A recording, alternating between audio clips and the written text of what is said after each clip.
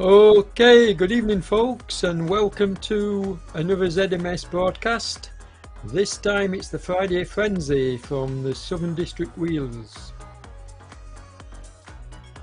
This is the stage 1 and it's the Fordcombe Loop, which is 20.5 kilometers. Map on screen now, as you can see. We're going anti-clockwise around Fordcombe, and there's about just over 300 meters of well, it says 250 meters of climbing, so it's going to be one for the fast boys, this, I think. We've got a large field out tonight. We've got some big hitters. John Beams is with us, the winner of the Tour de Alps a couple of weeks ago. So yeah, I've yet to see the rest of the field, but I know we had 81 signed up a little earlier. So we'll see how many end up on the line, but this should be a good run. Looking forward to this one with the big hitters out, and I think it's going to be one for the strong men tonight. Here we go. So you can see the riders lined up at the start line, but I'm more interested in looking at the start list. And a few notable names there. Obviously John Beam, I can see John Beams. We've got Tim Moss from Southern District Wheelers, we've got Dennis from Southern District Wheelers. We've got Keith, my teammate from OER. We've got Daniel, strong rider. Horgard is strong rider. So, and this is, obviously I can only see the 1, 2, 3, 4, 5, 6, 7, 8, the top 11. But get ready, because it's about to kick off. And you can already see big watts being put out. So this is going to be fast. This is going to be furious, folks. With such a big field, we got 100 riders. So that's a great field for the first event. And we can see Tim Moss leading them out at the front. So he'll be wanting to put in a good show for the home team.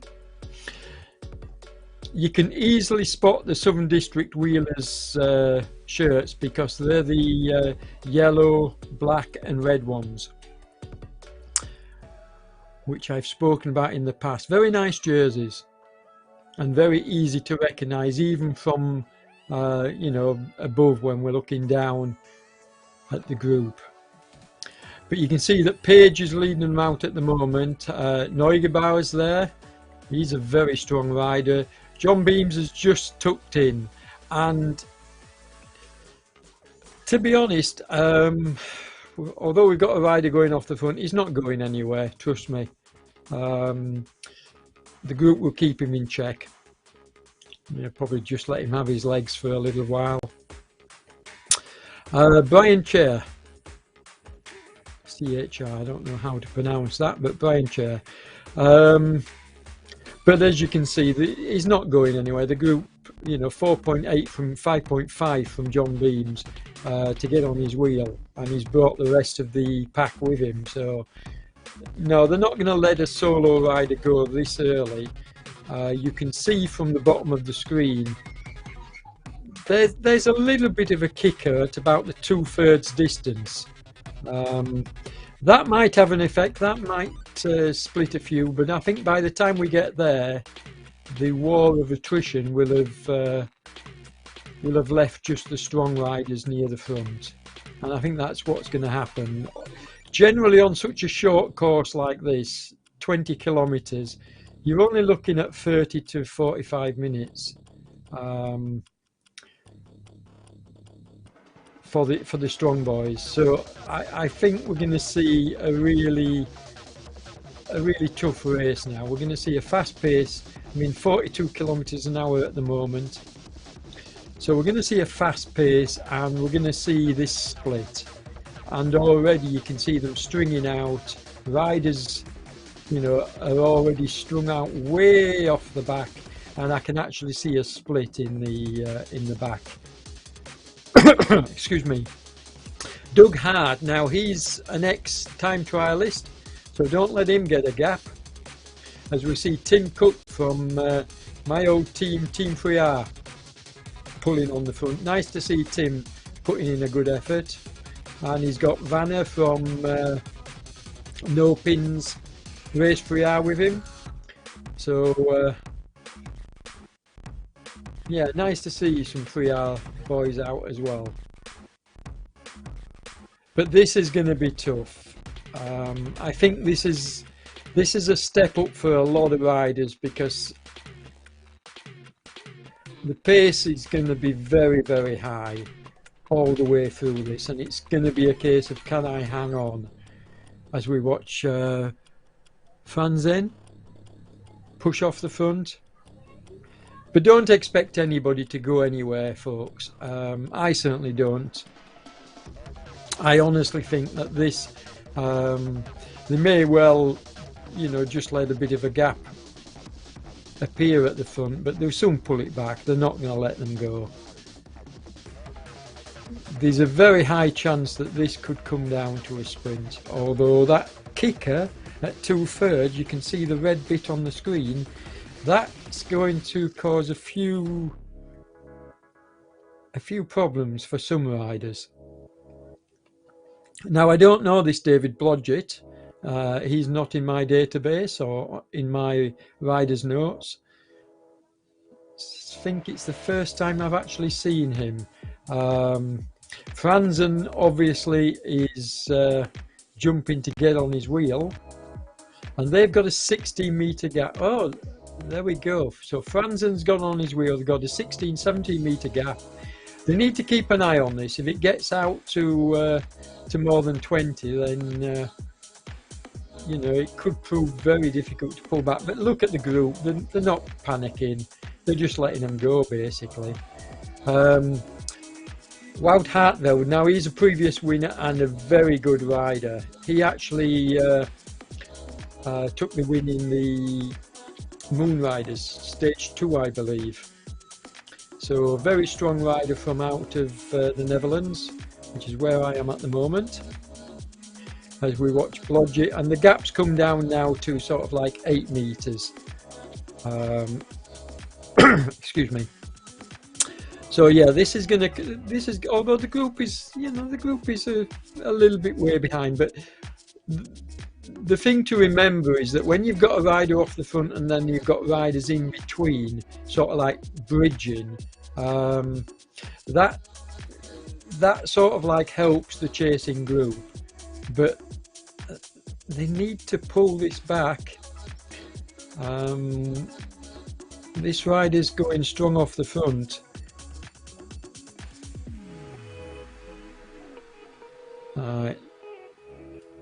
Looks like they're on a bit of a downhill now, but they really need to get this pulled back. Doug Hart is pulling them along on the front, along with Greenhouse. Now, Greenhouse is a rider I know, Rasio Racing. He's a rider I know from over on Swift, I believe. He's come over a while ago now, but he's like an A+ rider. He's next level. So expect him to have a say in this race, and in fact, there you go. He's with Doug Hart, and Doug is an amazingly strong rider. Like I say, an ex-time trialist. Well, he probably still is a time trialist. I know him from way back when I lived in Leeds.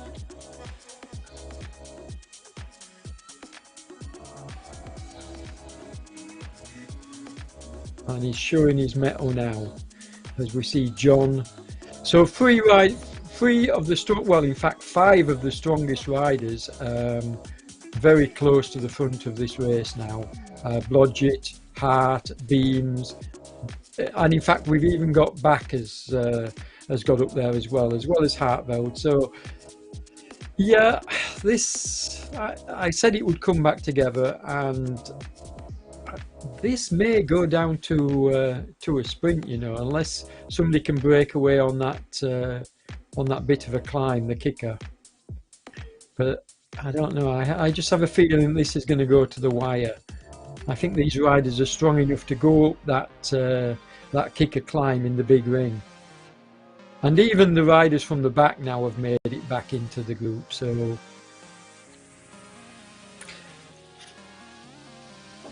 you can see from the graphic on the bottom of the screen, which has now just been obscured by the Kester Dobson graphic. There we go. You can see the paddle shows where the leading rider is, but you can see how strung out the riders are behind the white dots. But this is a big group and they're all together. So yeah, my guess is that they're going to arrive at that climb more or less as a big group, and then they'll duke it out there, and we'll see who manages to pull away.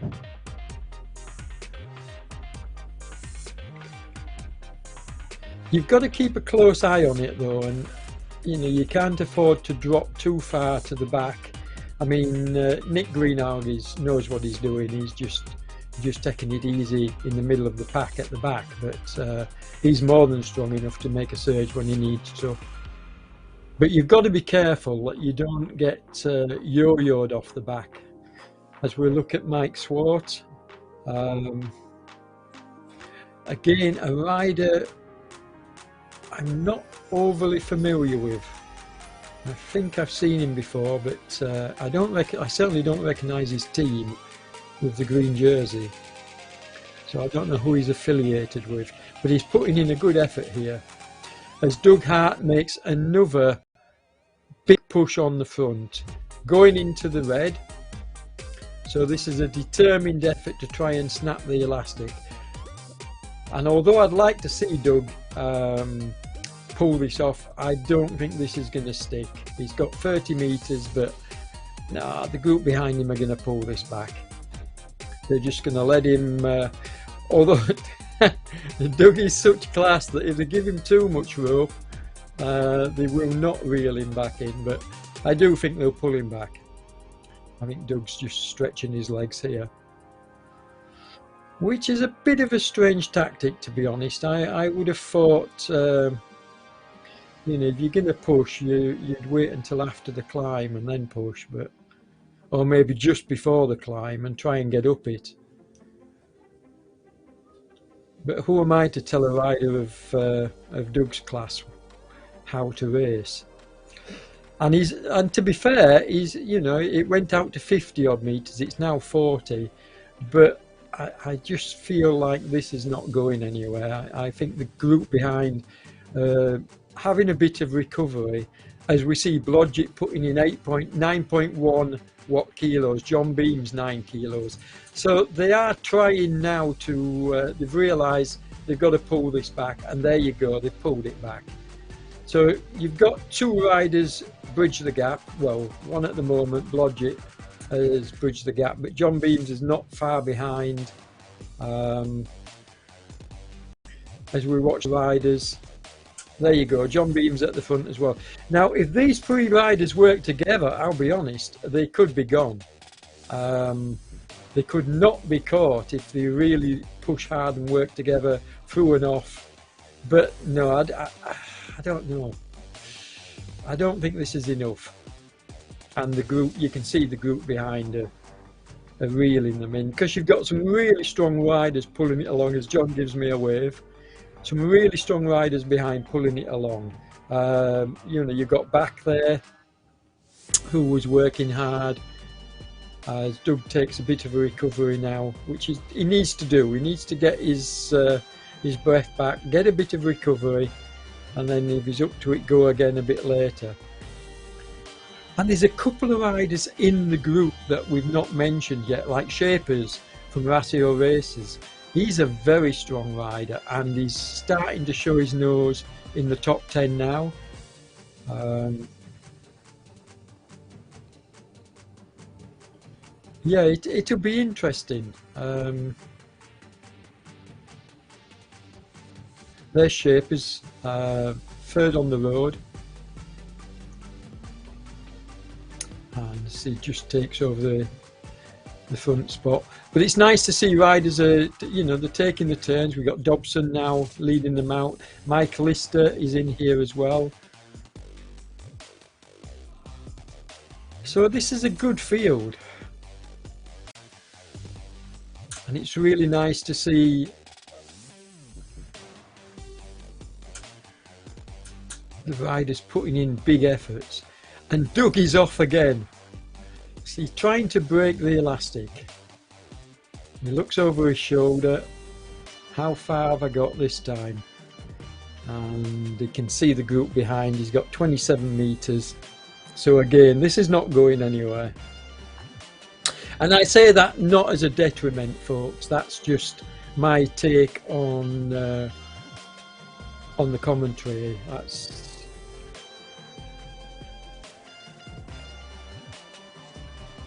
It makes for very exciting racing, though, when you've got a rider like Doug prepared to sort of like jump off the front. I mean, in some of the tours, we've seen this kind of tactic done by teams, where they'll send a man off the front. When he's caught by the group, they send another man, and then when he's caught, they send another man. And we saw this in the first Moonriders tour from Nopin's Race Priar. They had some excellent tactics in the race. Sadly, they couldn't convert it, but they really did ride a very, very canny race. As you can see, the graphic once again on screen showing where the riders are. So remember to tie this in with where the actual riders are, folks. It's quite a steep climb by the look of that graphic. So although it's only short, you know, 26 meters it's saying, so it's only a short climb, but it's going to, I think it's going to split the field. As we watch Divola on the front.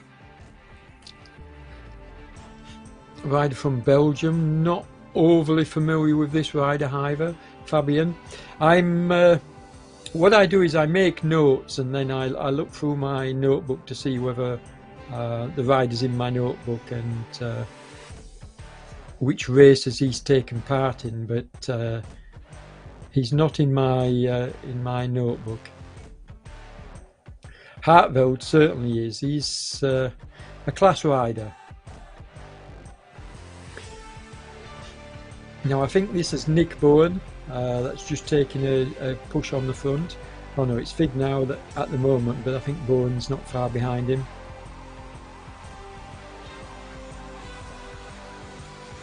Frenchman up front. But you can see Doug is just itching to get off the front again. He takes a little bit of recovery and then he's there just shadowing the front. But we've got Back leading it out. Who else we got up front? Now, another rider that I more or less ignored in the first running of the Moon Riders Stage 1 was that Poco, because he was virtually invisible, but he didn't half finish strong. And you can see he's not putting his nose out the front just yet, but he's there. He's in this group as we watch Doug Hart. As I say, I know Doug very, very well. He's a good lad. He's a big rider, big strong rider.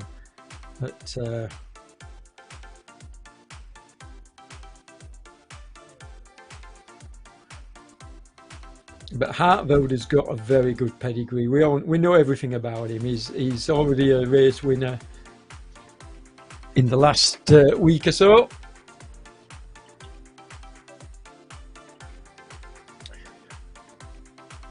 Him and John Beams are working together.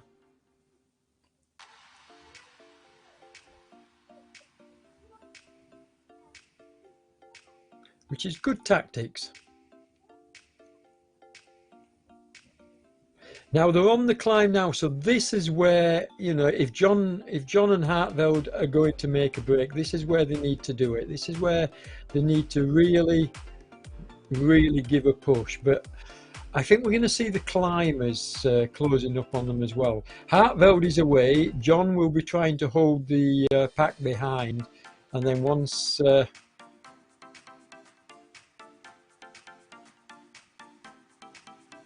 and who's that? Vig now jumping off the front, the Frenchman, putting in 9.8 watt kilos. Joel Vig now. Okay, looks strong.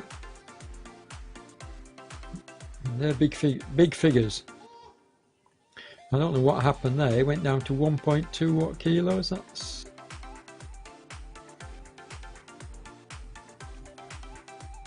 so it's only a short climb. They'll be doing this in the big ring. Really pushing it here. It's 10%. So I said it was quite steep.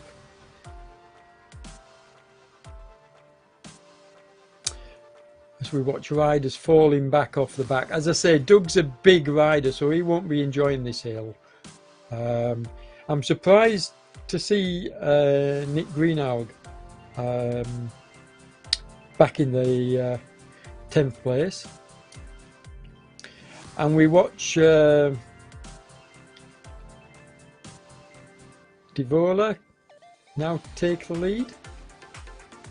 5.9 watt, 6.1 watt kilos, 6.4. So Fabian's putting in a fabulous ride.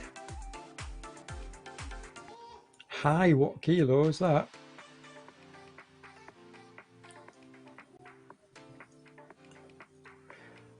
And you can just see Swart coming up into third place, making a bit of a bid to chase. You see, and Larkin. So Hartveld has dropped back to 5th place now, which is a bit of a surprise. But we're seeing some big numbers here. Wout. Like I say, a good rider.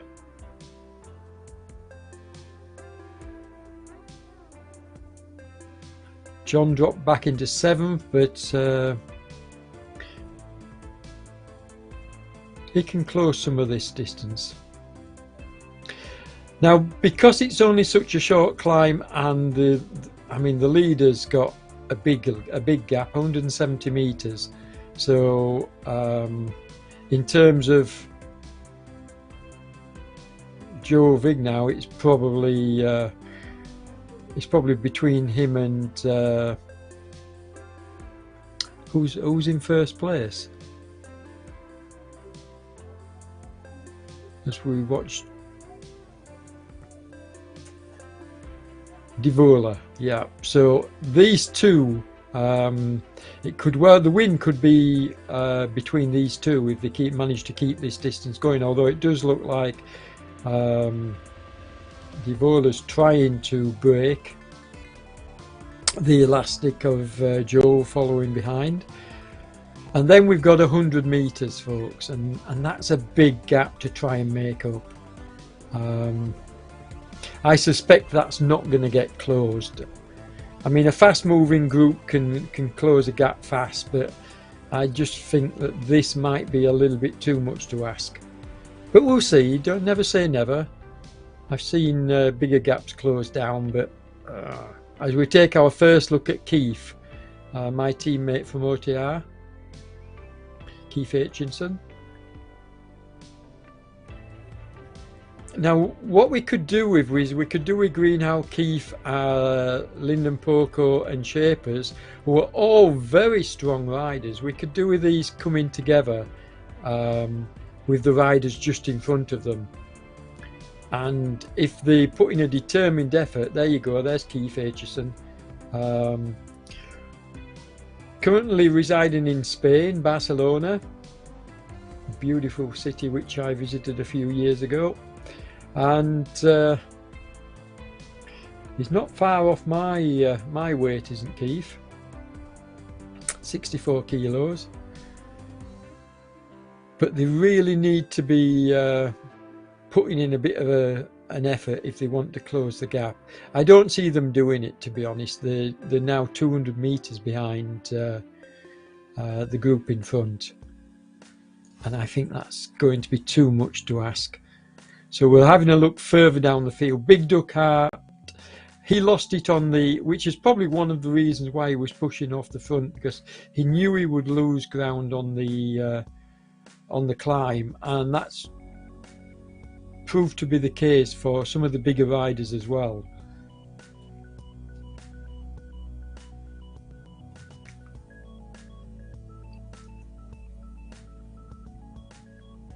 As we watch Ned Bowen.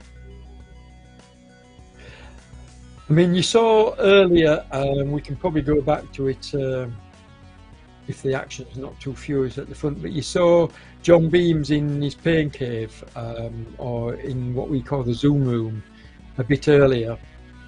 And what I would ask folks is that more riders sign up. You know, get yourself a webcam and sign up to showing yourself off, as we watch Fleming Back and Jan Vanna from No Pins. But yeah, it would be nice if more riders showed themselves off and verified themselves, you know, with a webcam, because sometimes you know, I watch these terrifically high wattages being put out, and it's not a problem if it's just bursts of wattages, but when you see a rider putting out sustained effort for quite a few kilometers, it does raise niggles that, is this rider verified? And all the good riders are, you know. But there are a lot of riders which I've not heard of, which they come along and put out stunning wattage, and it may well be legit, but I just wish they'd take a bit of action to verify themselves. Now, has this come back together? Is this, it's showing one? I can't believe this has come back together. Wow. Well, there you go, folks. The chasing group actually caught up with Vignau and Devoe, and that rather surprised me. They had 100+ meters, and Beams and Co have pulled it back. What a fabulous effort. That is stunning. That's, I wish we'd been able to see that. Obviously we can't cover the action further back off the front and then cover the action at the front at the same time. As you watch John working off the front, and you can see him in his pain cave, and this is what I'm talking about, folks. You can see the effort he's putting in on his face, the grimaces. Let's have more riders doing this. It's something which I'm going to constantly push for on RGT, because there's too many riders that aren't verified. I mean, Greenhalgh is well verified. He's taken part in national, probably international events as well over on Swift, so he's well verified. We know everything about Nick, and to be honest, the fact that he's dropped off at this stage, he must be just finding his legs again. Maybe he's just returned to racing, because I'm really surprised to see him not up with the front runners. But we've got some big hitters up front, and it's strange that Devoe and Joe Vignau have now dropped back and dropped off, as we watch Hartveld pushing along on the front. I mean, John and Wout here, the two pedallers, will be working together. This will be have been the tactic. One of them goes off the front, the other sits in, gets a bit of recovery, and then when Wout is caught here, there you go, John will take over.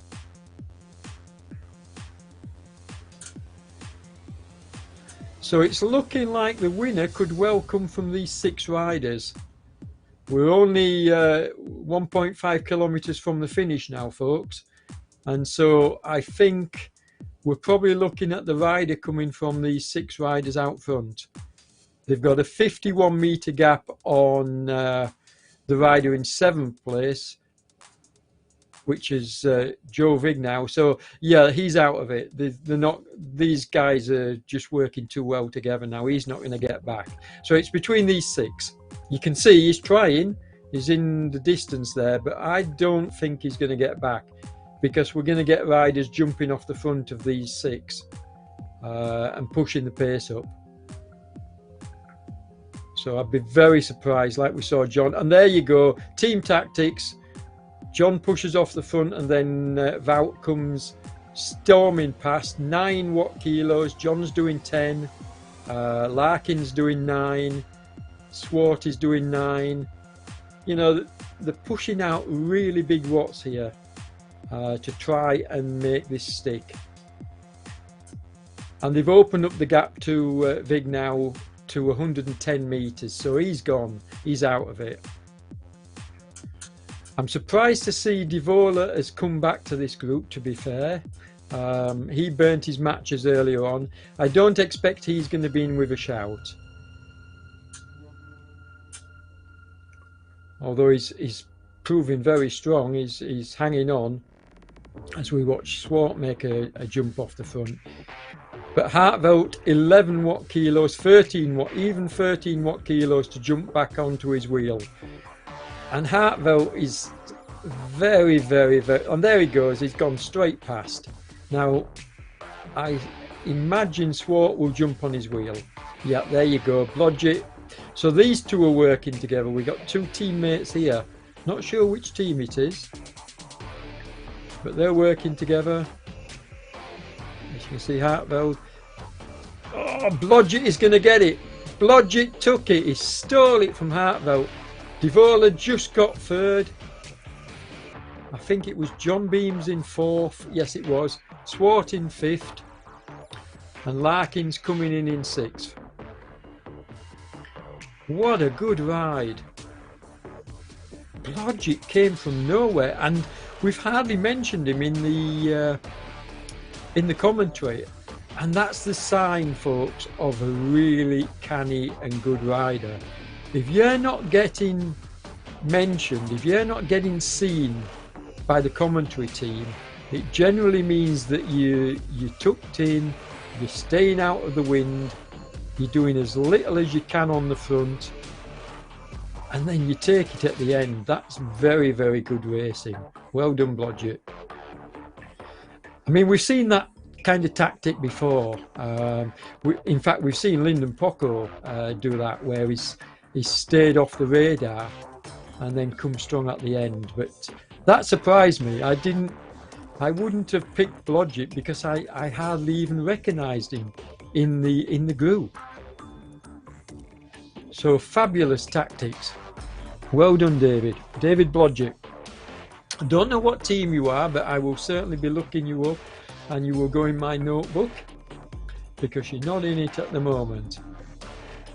So watching Yogi Boy and Daniel. Now, I'm surprised Daniel's down in 20th place. I expected him to stay, you know, with at least the 1st or 2nd group. So this is a bit of a surprise. Let's watch Gardner coming in from Southern District Wheelers. Just pipped on the line by Jones. That was a good one. Tim Moss coming in, another Southern District Wheelers rider. Beautiful kit they've got. I do like this red, yellow and black. As we watch King coming in, and he's just being pipped by Brooke Lavel. I say he's just being pipped. It looks like King's going to try and get on his wheel. So these 2 could be fighting it out. There's Peter, my teammate. Now, is Peter going to be able to hold King off, or is King going to come round? I think, oh yeah, he's just lost out on the line. Good tactics. Mike Lister coming in.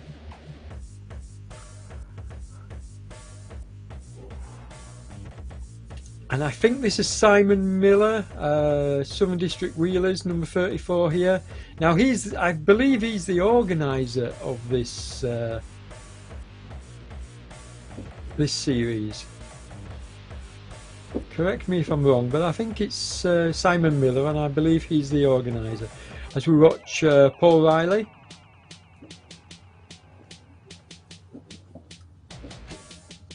I think it's Paul.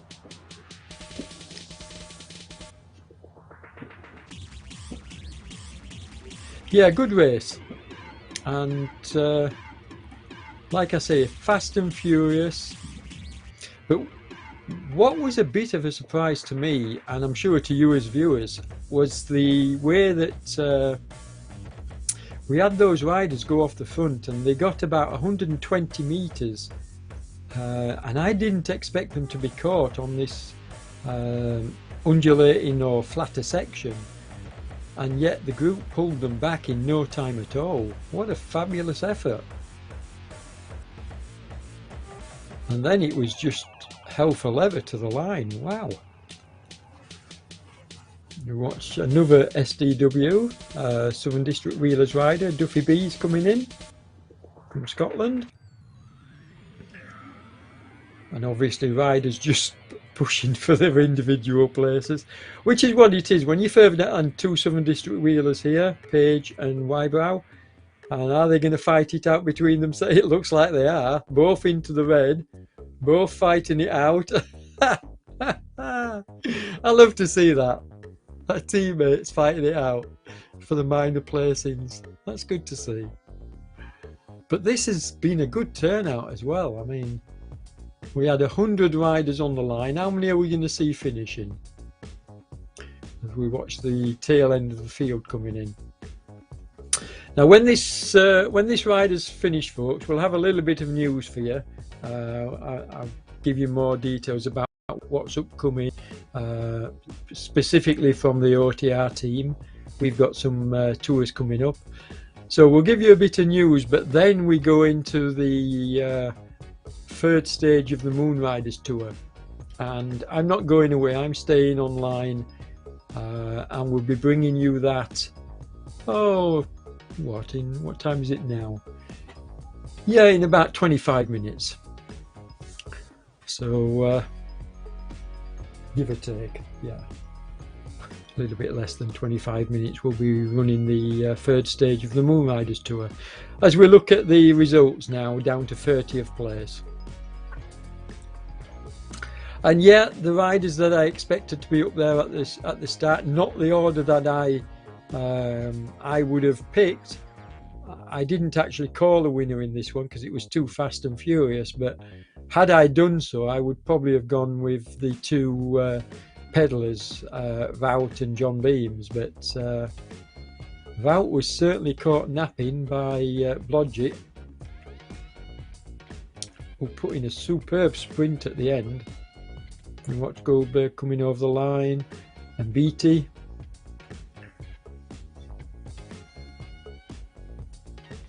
And then my old teammate Evan Oystensen from 3R. Nice bloke and a nice rider.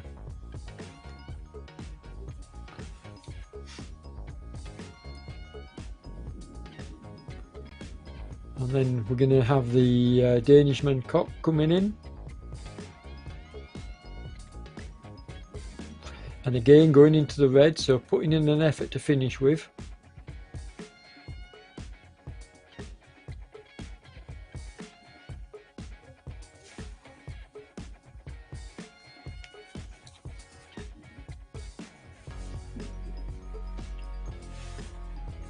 Now I'm going to try and help out Damon and also I'm going to try and cover a few of these events if I can. But Friday nights is pretty difficult for me. It's not so bad for the late and the Moon Riders tour, which kicks off at 7:30, because by that time the girls are in bed. But earlier can be a little bit difficult for me because it's my partner's night out generally, and so or night off, So I can't do the earlier stints every week, but I'll see what we can manage and see whether we can restart racing is the team. Okay. Thank you, Matt.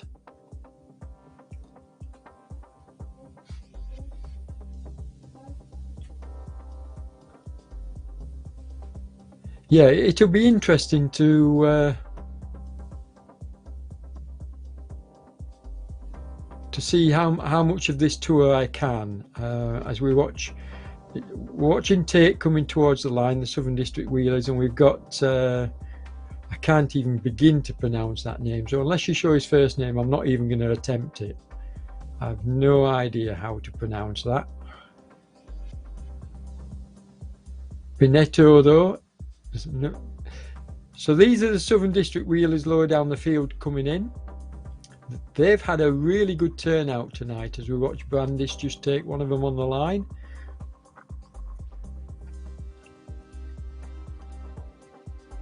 We've seen IK before.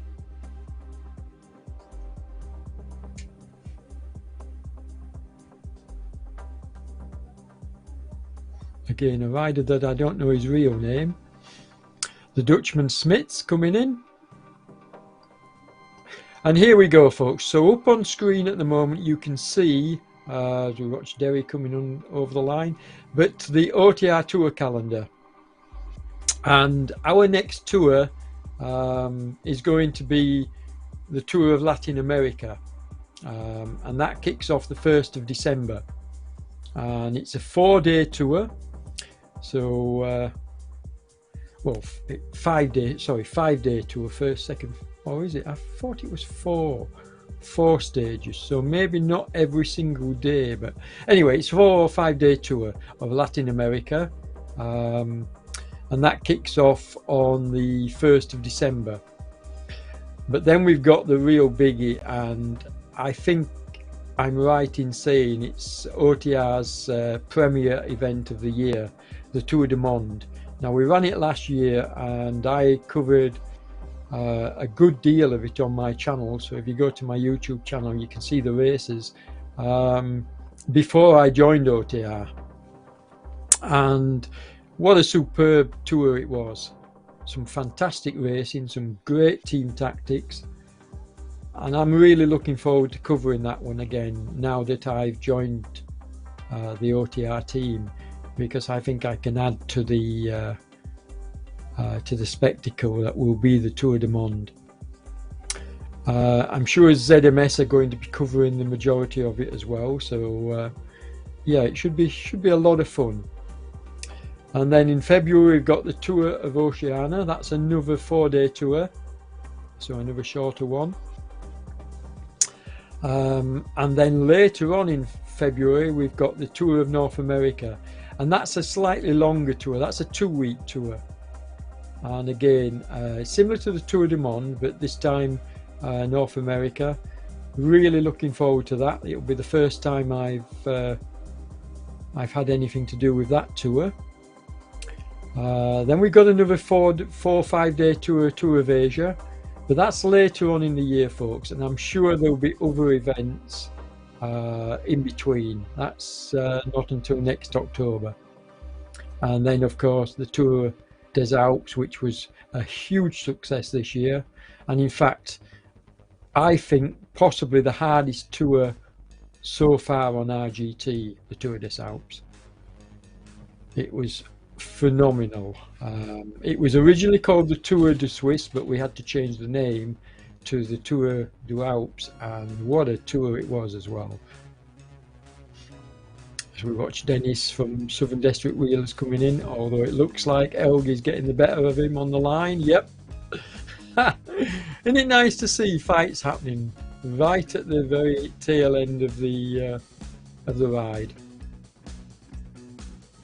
So yeah, lots to look forward to with the OTR tour, but this doesn't tell the full story, because there's going to be other events in between these tours, and I even have a mind to run In fact, no, I'm going to leave that for the... We've got a news program. We've got an OTR news program going out on Monday.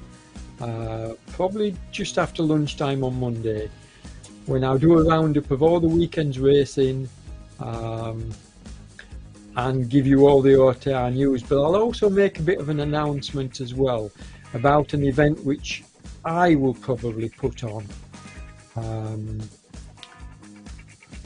And looking at the dates on the calendar, I'll probably wait until March or April, fit it on the calendar then. So I'll announce that on Monday. Need to speak with my boss James first. So we're watching the tail end of the riders coming in now. Elliot's coming in, and then we've got Houslop, Simone, the Frenchman.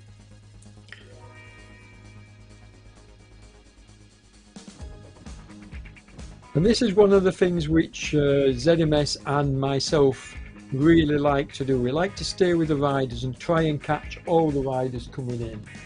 I mean, we've got 17 minutes before we start our next broadcast. So hopefully we can have all the riders across the line and enough time for me to take a nature break, grab myself a drink, and then come back for the start of the Moonriders tour.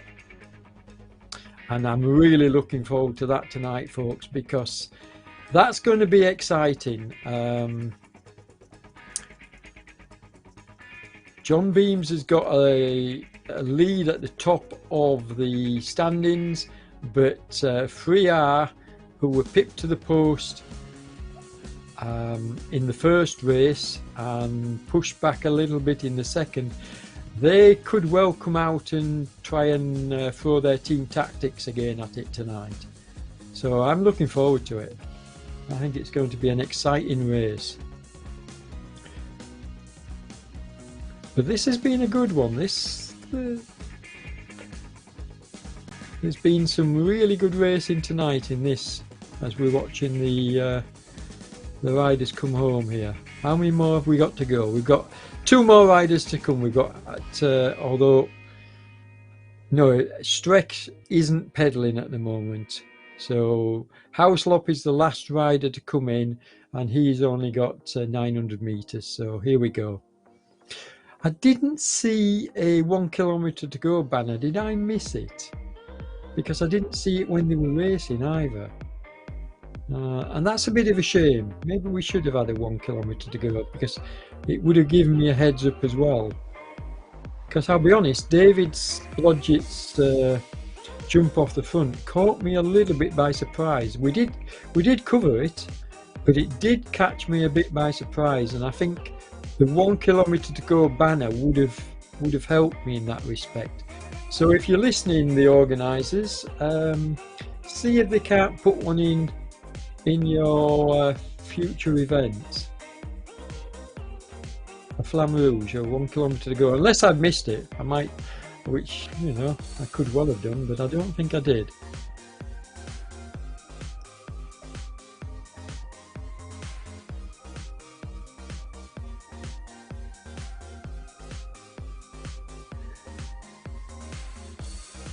For me, one of the best takeaways from tonight, as well as the excellent racing we've seen, is when you get a club putting on a race series, it's always really good if that club's members can turn up and actually take part in the race themselves, you know, all the way down the field. And we saw that. I don't know exactly how many. In fact, next time out, I'll actually make a note of that. But I don't know how many of the SDW riders were taking part tonight, but there was a lot, an awful lot of their riders, and that's really good to see. Certainly in real life, that's something that with the different clubs I was a member of, we always push for. You know, Huddersfield Star Wheelers was one club.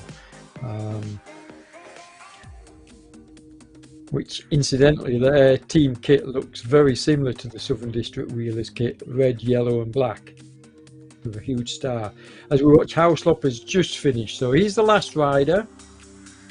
So what we're going to do now is just show you the results and the finishing positions, and then we'll get on to. I'm going to have to go for a bit of a break, so I'll wait and see. We'll probably slot in a few adverts between the two races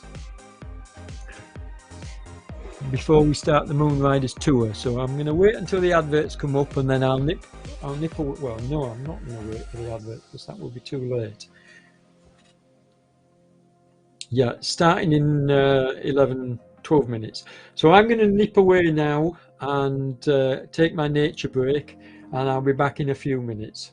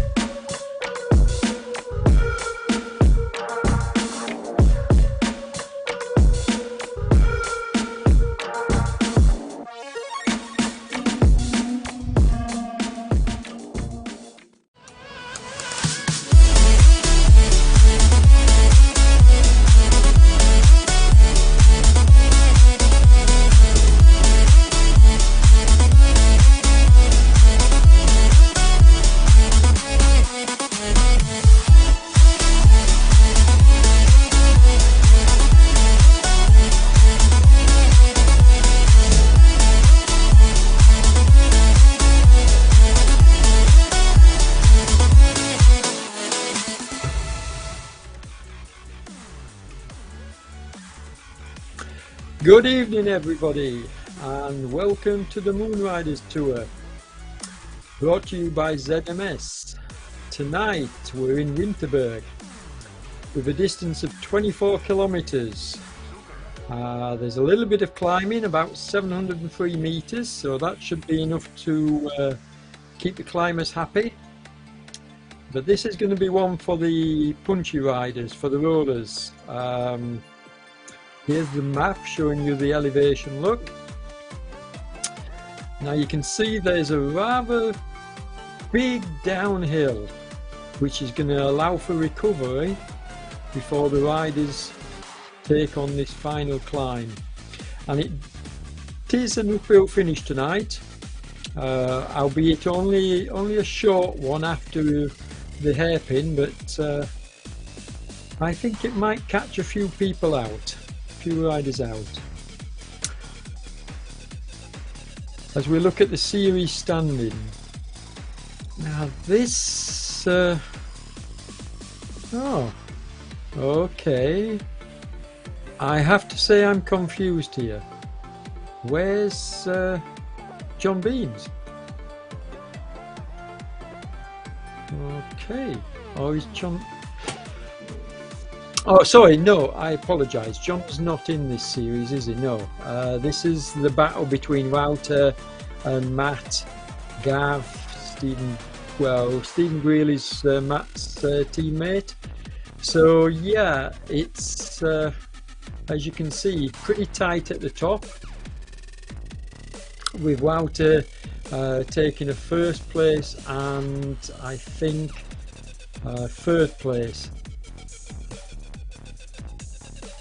to hold on to his lead at the top of the leaderboard.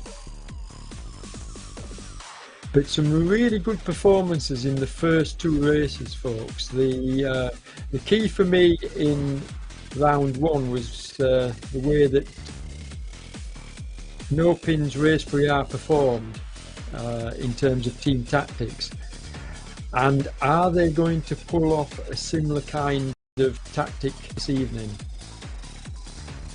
We'll have to wait and see, but I'm looking forward to this one.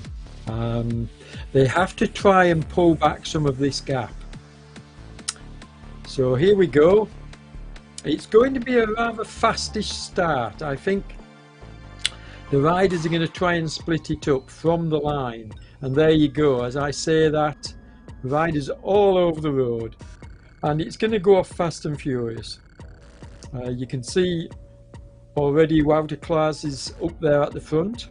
I can see his name. Stevens is up there. Isifor, Bellio from OTR, see his name there. Stenley, he's a regular up the front. Gavash, I just noticed, is up there. So your main contenders should be up at the front. The only rider I don't see at the moment is Matt Lucker, and he needs to get up there, because if he loses too much tonight, then he's going to really struggle to pull back the lead that Wout and his teammates have got. But let's see what happens. Let's wait until it settles down. This is we've got 24 riders here, so he could well be hidden amongst this group somewhere. But I didn't see him as we were looking through the rider list. We've got Dummer in there. Now we may have a couple of webcams, and you may be able to see the riders in their paid caves, but I haven't had notification of who's in the Zoom room yet. So I'm just trying to look down the rider list and see who we've got in there. I can see we've got 2 No Pins Race for our riders at least. Yeah, I can see 2. I can see 2 OTR riders in this group. We've got Moon Riders. I can see 2 Moon Riders. So it looks like a good spread. But I'm only seeing, here we go, that makes 3 OTR riders as we watch Mike Adey. Now he's a very strong rider, so I expect him to be staying near the front where the action is. I've just been told by Liam from No Pins that Matt Lucker and Steve Brearley are not racing tonight, and that's a shame, folks. But it is the best 7 of 10 to count, so they don't have to race every race, but it is a shame, and I particularly enjoy watching Steve Brearley racing because he's such a workhorse for the team. So it's a bit of a shame that they're not here tonight. Now the rider up front, Casper, we know all about him. He's class act, and he's always one that's up and near the front. So I think what we're going to see tonight is we're going to see the No Pins guys, the Race 3R team. They're the ones in the do you call it lilac, red and black and white outfits, the 3R outfits. They look really nice team kit. They're going to try and pull back a few points tonight, I'm pretty sure, but with just the 2 riders it could be a big ask. I don't know this Harvest, is it Thomas Harvest from No Pins? He's from Poland, so we might get some details about him later on, and if not, I'll bring them to you in future editions if he rides more. As we look at Daniel Neugbar. Now Daniel is a regular OTR racer. We've seen him quite a few times. Good solid rider.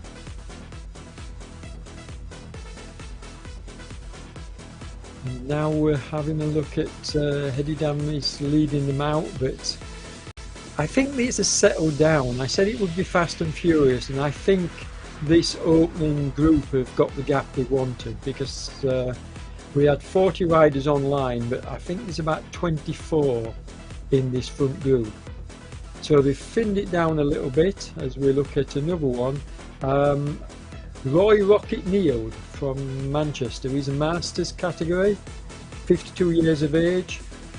A tall bloke, but at 66 kilograms he must be like a stick insect. Yeah, it doesn't weigh much.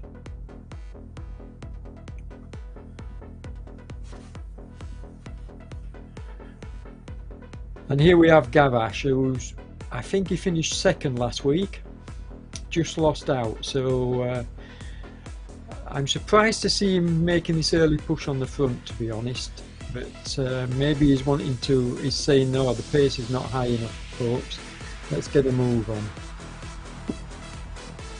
Don't know, it's hard to work out the tactics because you've got Gav pushing off the front here, but the 2 No Pins riders are just sort of like sat behind him in tandem, and were it to stay like this, you wouldn't fancy Gavash, that's for sure. But we'll see. They've got these 3 have got a 15-metre gap, so that's not enough to drop the likes of Hedidam and Wouter and Dummer from OTR. But and we've got Contant not far off in 7th place. He's only a few metres behind the group chasing, so this could well all come back together, folks. It's going to be interesting on this first kicker climb. I think it goes up to about, looking at the red, it probably goes up to about 10%. So this could be a bit of a sort out for some of the riders, but then you've got that steep downhill, albeit only short into the valley, and then you transition into the next series of climbs. So yeah, right, and there we go. Contant has pulled that distance back. He's a class rider, So I did expect him to get back towards the front. And in fact, um, we're seeing all the main contenders here near enough at the front of the race. There's a few notable exceptions, but yeah, I don't see. I think the likes of Router, who's a few meters behind, will actually pull back some of this gap. Lyndon Poco, we've just watched him taking part in the Southern District Wheeler, so he's doubling up.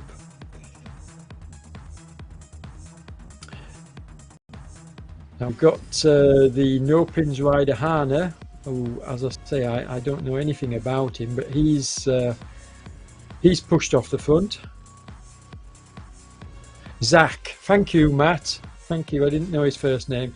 So Zach Horner is pushing off the front and looking very strong. But Gav is staying with him, and who else we got up here? Casper Hedidam, and Stanley. So yeah, this is good. A good foursome out front, but Hahn is looking very, very strong as he puts in like a 7.8 watt kilo effort to just get 20 meters. So looking extremely strong, but there's a long way to go yet. Is he going too early? I don't know. He's looking strong, but we won't really know until we get into this this second series of climbs. And if somebody's got a good gap going into that big, long, steep downhill, they can pull out, 100 meters can turn into 3, 4, or even 500 meters. If they've got a decent gap cresting the top of that climb. So we'll see. He's got showing 50 meters at the moment for Hana, but expect these riders. I mean, Steinley will just be marking time. He won't be chasing down his teammate, that is for sure. The work to be done is by Gav, Casper and Contant. They're the ones that need to chase. And Wouter won't panic just yet, I don't think. I think he'll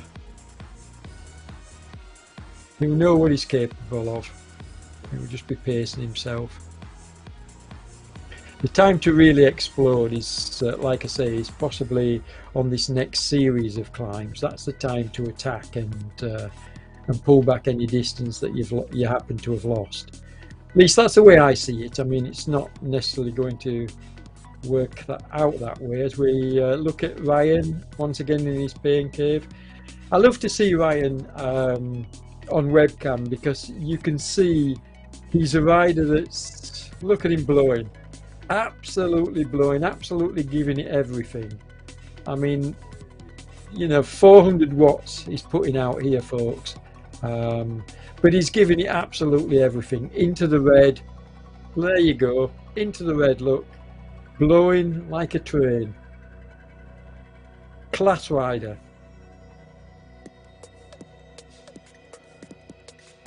Hope he's not getting a stitch. But you can see that Wouter and Roy Neode have just upped the pace slightly. They are trying to pull back some of this distance, and they need to, because they're what, 600, 500 meters behind Hana up front, and that's getting to the level where, like I say, if he gets to the top of this next series of climbs with a decent enough gap, he's gone. They're not going to pull it back, because that will just go out exponentially when he gets onto that blue section that you can see. And if he's got the strength to sort of like bring it home on the next series of climbs, which I imagine he will have, looking at the way he's riding this. So it does look like we have a potential rider here going off the front. But having said that, look at the riders behind, Gavash and Casper. Are really putting in a big effort here to hold it at 75 meters, and they've held that for a little while now, so that tells me, you know, they could well end up coming back to him. It's nice to stay with the action, but you can just see them just underneath the trees coming around the bend. So they've got him in sight, just, but he is pulling it out. He's just gained another 6 meters there. So these two really need to work together, and there's a third rider behind them. I can't see who that is at the moment. Is it you've got Gav, you've got Steinley, and you've got Hedidam, yeah.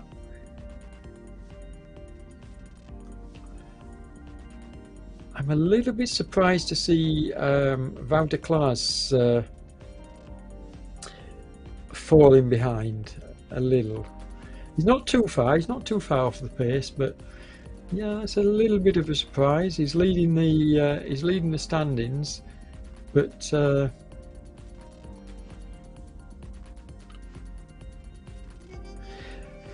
now, as I say, the interesting dynamic for me is with no Matt Lucker and Steve Brearley taking part tonight. If No Pins Race for the can take the win, then obviously they're going to take away points from Wout at the top of the leaderboard. But because it's only 7 to count out of the 10, it's going to be an interesting dynamic. Because Matt isn't going to move up, certainly, but if he's back in future editions and riding strongly, then yeah, it should be a good battle, especially if Wouter does lose a few points tonight.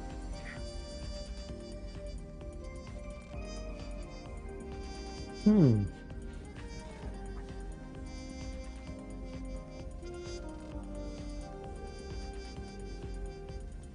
"10 seconds" it's saying, and yeah, it looks about that on the road, doesn't it, folks?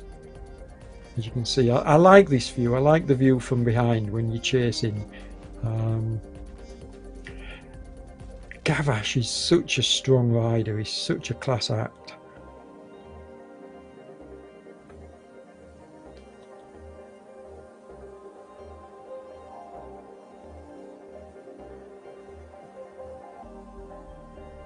As we watch the second, so they've got 2 in the top 3. I'm never quite sure how to pronounce his name, so I pronounce it Stanley, Mark Stanley. But Mark's had some good results in the previous 2 run-ins of this Moon Riders tour, so he's doing well on the overall general classification. As is Casper. Casper's always there or thereabouts, as we see him putting in 360 watts, so he's working hard. Nice tidy cadence, nice high cadence. The Frenchman Contant, he's a class act as well, from Peddlers.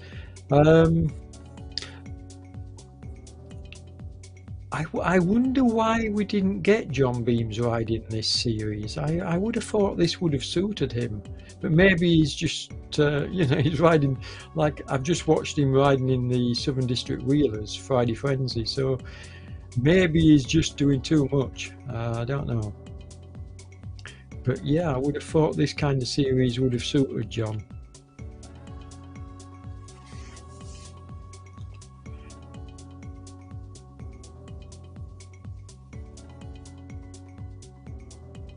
It would be nice if we could get time gaps lower down the field, as we watch Roy Neal closing up on Wouter. Now they need to work together. If Roy catches Wouter, and this is John Stevens from Moon Riders, a rider we've covered quite a lot in the past.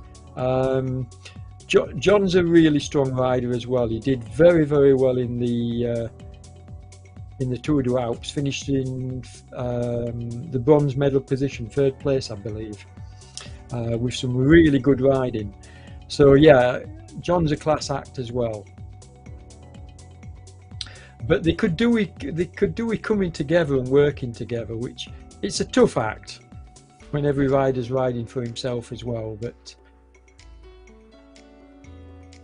as we can see, there's a rider coming up behind him, so we've got Hermer in shot, but there's an OTR rider. I just spotted the graphic. There we go, Ryan. So Ryan's catching up with Hermer. Now can Ryan pull himself further up the field? Currently in 10th spot, only a youngster at 29 years of age, and a fairly tall fella. But you saw him in his pain cave. He really gives it everything, and I love to see that. I've already mentioned it in SDWs, but it bears repeating, folks. Look at Ryan now in his pain cave. We need more riders to start verifying themselves, to start doing this.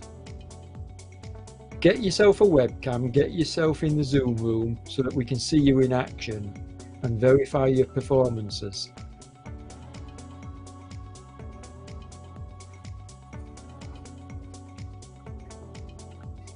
Look, it's blowing. Mind you, 400 and odd watts he's putting out, so yeah, you can see why he's hurting. And obviously he's on the climb. We can't see what percentage it is at the moment, but yeah. Now then, this is a rider I've seen before, but I'm not quite sure what team he's riding for. Eduardo.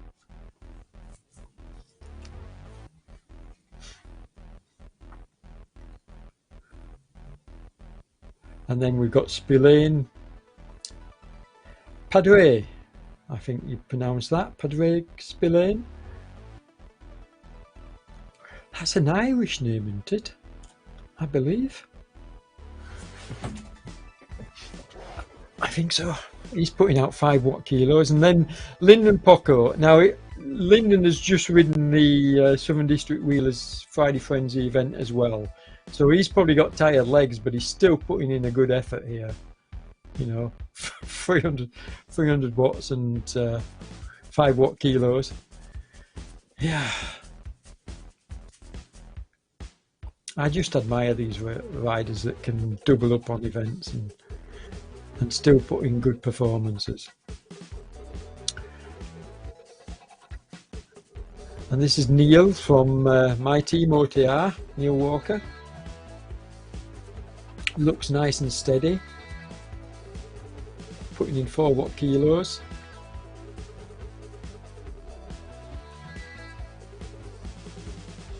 And this is the steeper part of the climb. I said it went to around 10%, and I wasn't far off the mark there. I think we just saw 10.3, yeah. So yeah, 10% climb. Now I don't know what this second part is like, but it does look like there's some steeper sections in the second part as well, possibly even a little bit over 10, as we watch Lee Haywood. Now Lee's the Orbea Bikes ambassador. He wears the GBR kit, but he's the ambassador for Orbea in the UK. Out of Devon in the UK, and very lightweight rider at 58.5 kilos. So weighs almost nothing, but he's only a small guy at 168.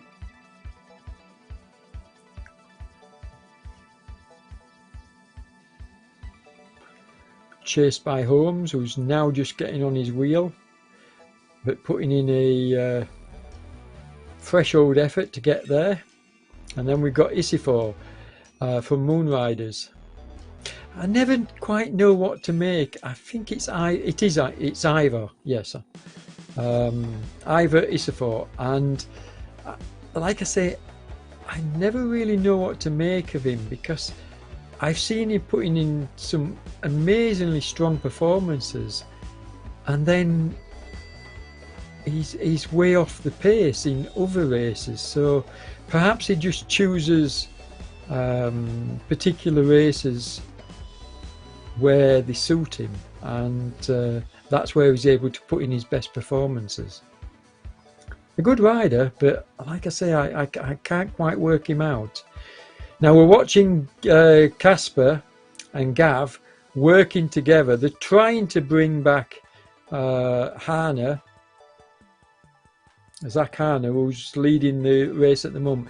Now I don't know what the gap is. We'll get a time gap very shortly, folks, and we'll be able to tell you what the gap is. But Hana's got 11.5 kilometres to go as we go back further down the field. Here we go. That's the halfway banner. So that was the halfway banner you saw.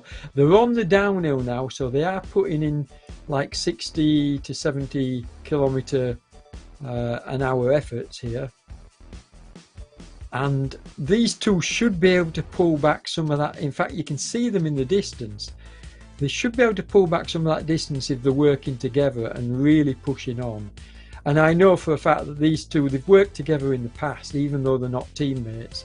So they will be working together, they will be doing their level best to try and pull back some of this gap. But I have to say, Zach is just looking very, very strong. He's not losing ground to them at all, or not much.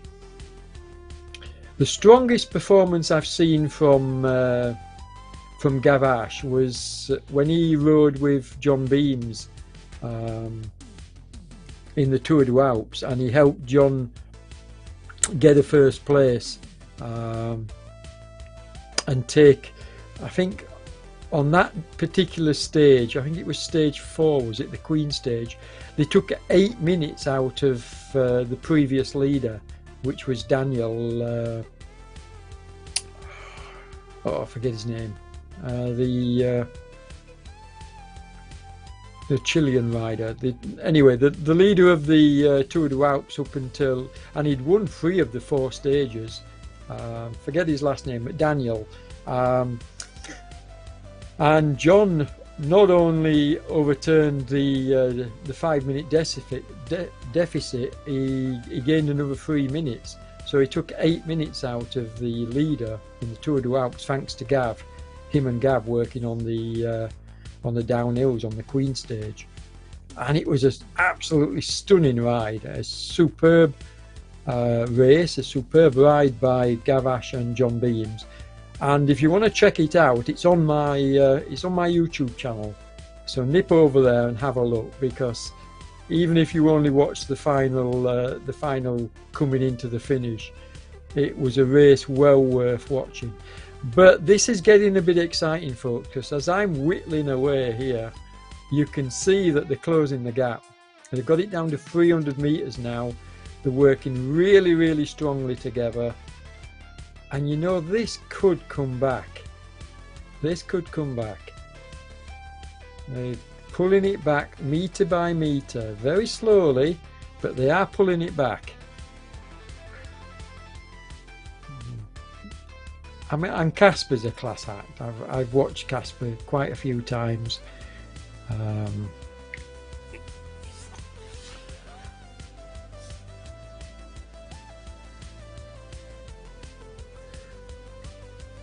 So you can see they're going through and off and taking turns to Casper's going into threshold, as you can see, and then what he'll do is he'll do his threshold effort to pull back some of this gap, and then Gav, if Gav can hold his wheel, will then come past and do his turn, and Casper will get some recovery. And that's the way to do it. Basically, you're doing like a 2-up time trial, taking turns. Casper must be listening to me because he's just given me a wave, and they probably are. They're probably listening into the broadcast or even watching the broadcast. So I hope so anyway. And if not, they can catch it later, both on the ZMS Facebook page and on my YouTube channel. So we'll have the full races, both the SDW, Friday Frenzy and this race will be on both. They'll be on the ZMS Facebook link and my YouTube channel. So they've got it down to 200 meters now, just over 200 meters, and still putting in, as we see Zach try and raise it. He's just pulled out a little bit more there as you saw him going into threshold.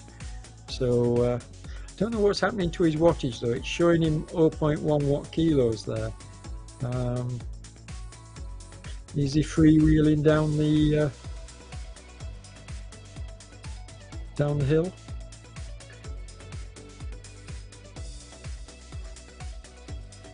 Yep, they've pulled back. Yeah, so they're on the downhill as well, and that's where they're making up the time on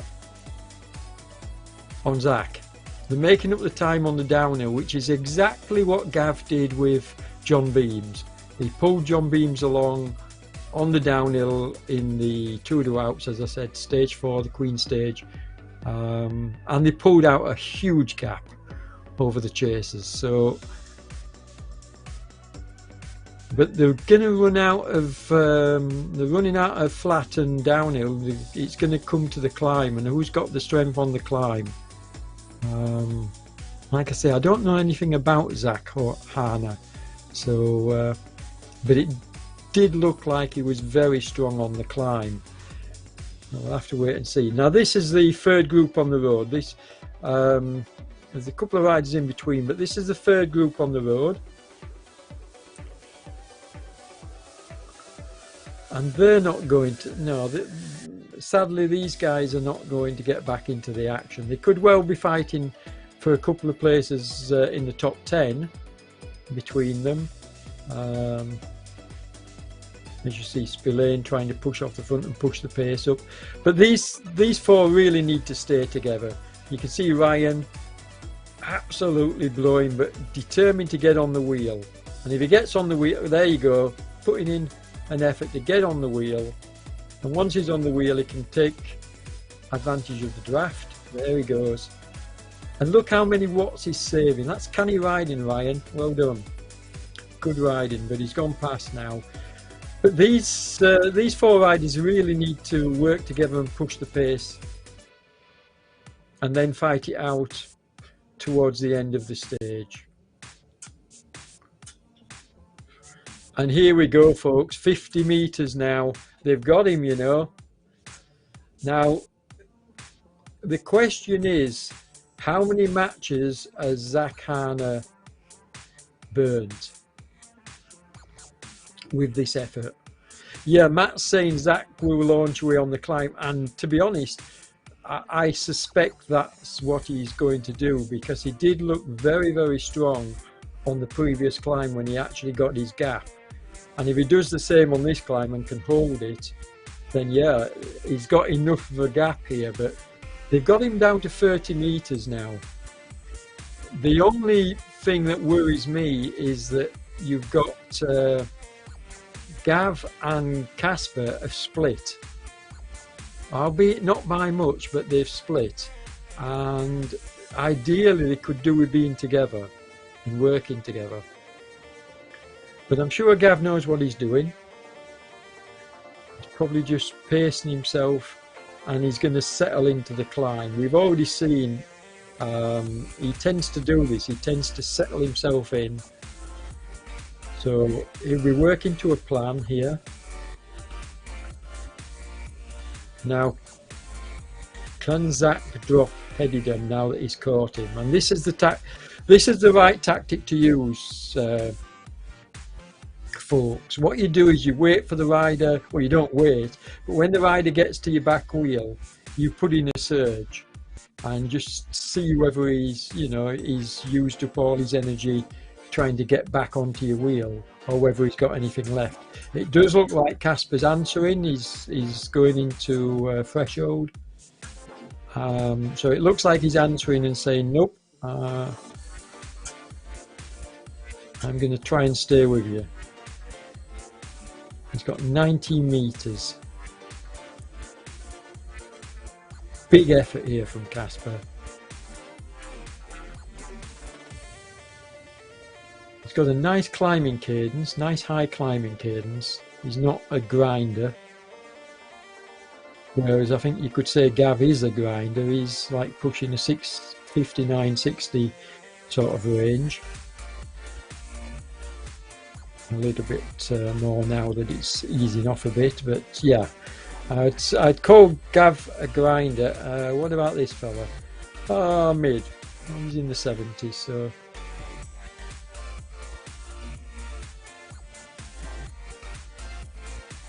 But he does look strong, and they've obviously No Pins Race 3R have obviously pulled him into this event as a bit of a ringer, I think. As we take a look at Christoph, who I've mentioned in the past. Christoph is regularly commenting on my YouTube channel, which I thank you very much, Christoph. But he seems like a genuinely nice fella and certainly a good rider. As we watch him putting in 5 watt kilos.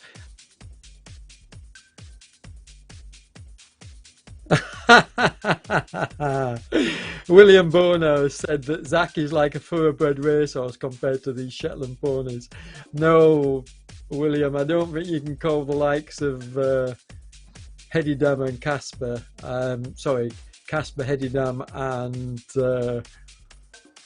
Gavash Shetland ponies.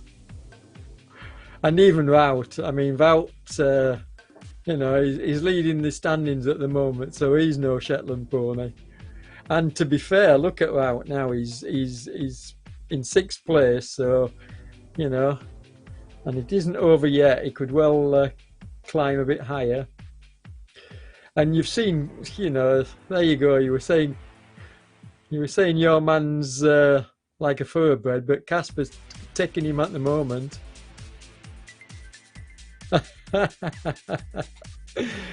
Stuart, why aren't you racing tonight, Stuart?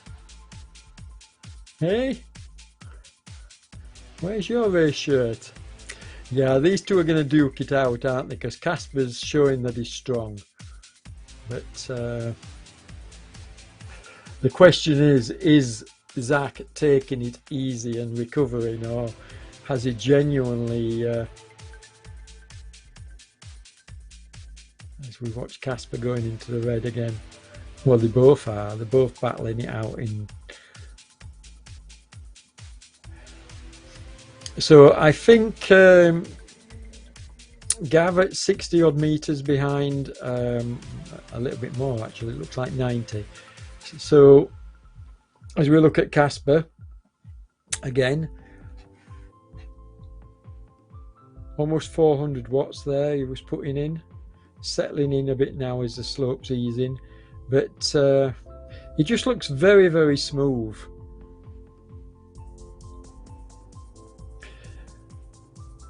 Now the question is, can Zach Harner pull away on the steeper section which is coming up? This is going to be telling. I think it's this next section which is going to tell us who the likely winner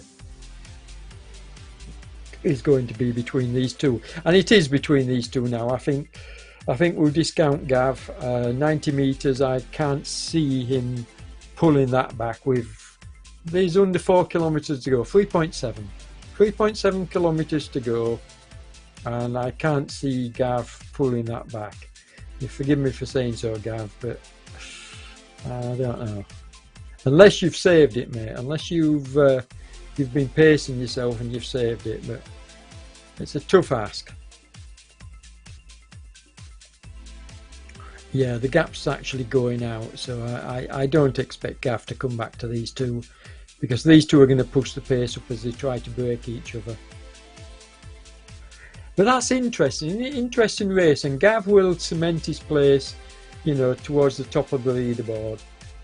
And he's got them in sight as well, so it's not over for him by any means. There's still, well, 3.4 kilometers to go, so there's every chance he could get back. But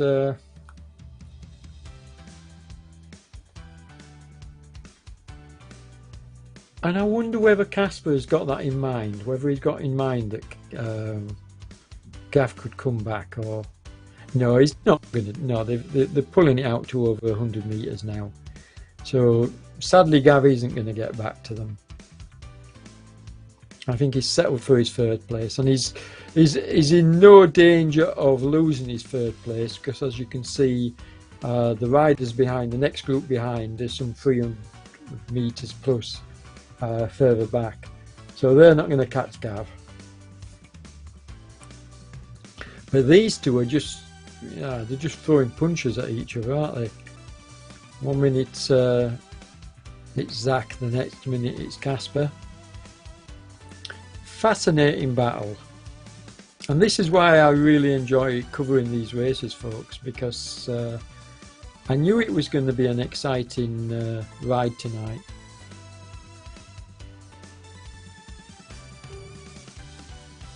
I do think, had we seen more of the No Pins team taking part, we would have seen team tactics.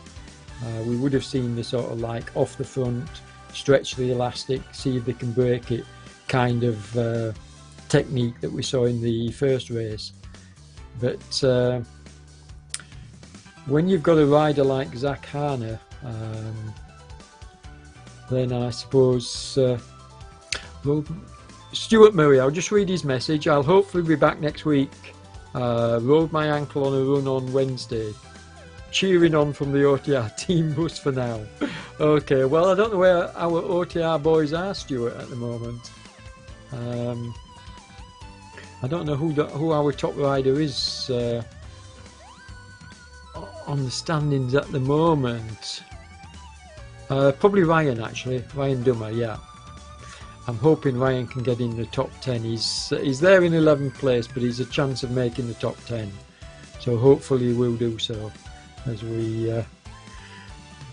I do like this dual picture mode, folks, where we can watch the two guys up front battling it out, and we can also watch further down the field. Gav's pulled back a few more meters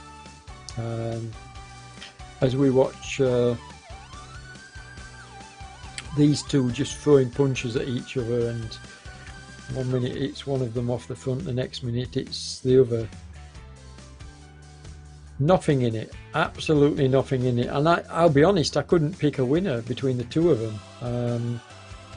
I think it's going to come down to like a sprint on the last hill. There's Ryan.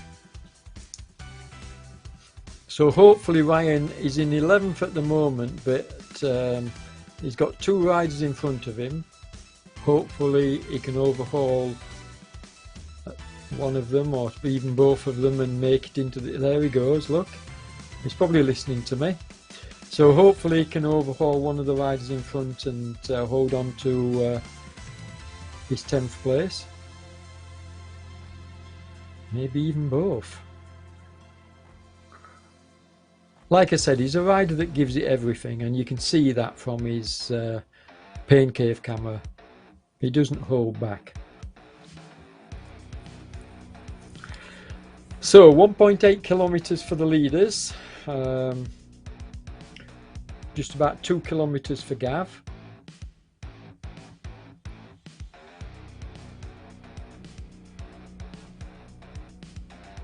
And I think these riders are just sort of like sitting in, and they're gonna fight it out a bit further up the climb. But all the action really is here at the front, and like I say, Gavash doesn't have to worry about his place. He's not going to lose his third place. He's not going to catch these riders up the front. So it's just a case of who's going to finish first and who's going to finish second. It's definitely between these two. So watch them going around the hairpin.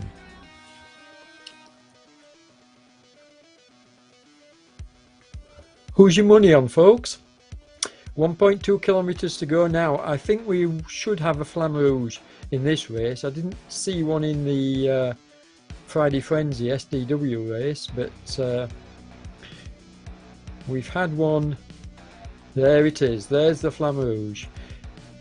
So what's going to be the tactic here? Because it is really an uphill finish. There's all right. It flattens off for the last meter probably, but I'm saying meter for the last couple of meters. But it is basically an uphill sprint. All right, it's not a steep sprint, although I think it does kick up a little bit more towards the top. You can see they're just playing cat and mouse with each other. Casper going into the red. Who's your money on, folks? Look at Hannah sat on the wheel. But I'm going to go for Casper. I think Casper will get this.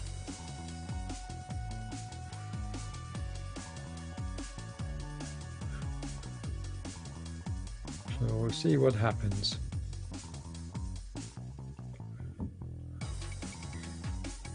And this is why I think Casper will get it, because I don't think he'll come back. Oh, I'm wrong, no? Maybe it's yeah, there's still 500 metres. I do think Casper will get on the wheel and then jump past. I think that will be his tactic. I mean, I would stay just where he is now and just... Although he's got to be careful he doesn't let a gap open. Yeah, I think he knows what he's doing. Oh no, he's gone. No, he's lost it. So it looks like, yeah, he's got it now. He's not going to pull back that. Just too strong at the end. Well, I can't pick the winner every week. I get a good number right, folks. But yeah, Zach Harner has just pulled away. 9 watt kilos we're seeing from him there. He pulls out a gap. It's not going to come back fast enough for Casper. And well done, Hannah. Well done. That's a good ride to finish. As we watch Headedham, he's just easing up now slightly, which he can afford to do. Just he's easing in. He's not going above threshold here. He's just easing in to the finish. His legs are probably hurting. There we go. So Casper takes second. Gary's going to come in third. But there's a couple of interesting battles a bit lower down the field. So No Pins Race for are going to take first and fourth, because Stanley is certainly not going to get caught for his fourth place. And he's putting in a strong finish. So there's Gav. Well done, sir. And this is Stanley. Now, he'll finish in fourth. Have we got a battle for fifth? No, I think fifth place is going to go to Wouter. He's not going to get caught either. Yeah, well done, Matt. He looks strong.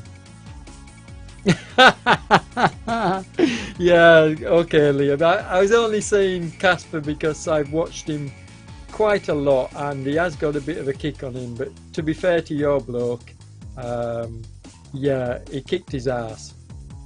I mean, that was a very impressive kick he did at the end there. So I'll take my hat off. Well done.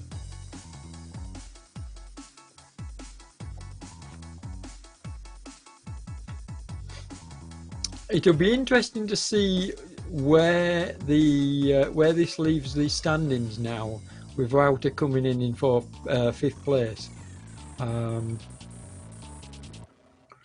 We'll have to wait and see. There we go.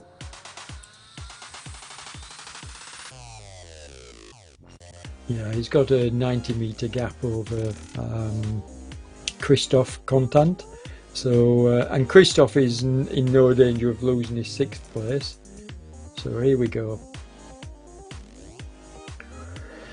So he's wearing the yellow. The reason why he's not wearing the Moonriders jerseys is wearing the yellow jersey as tour leader after 3 stages.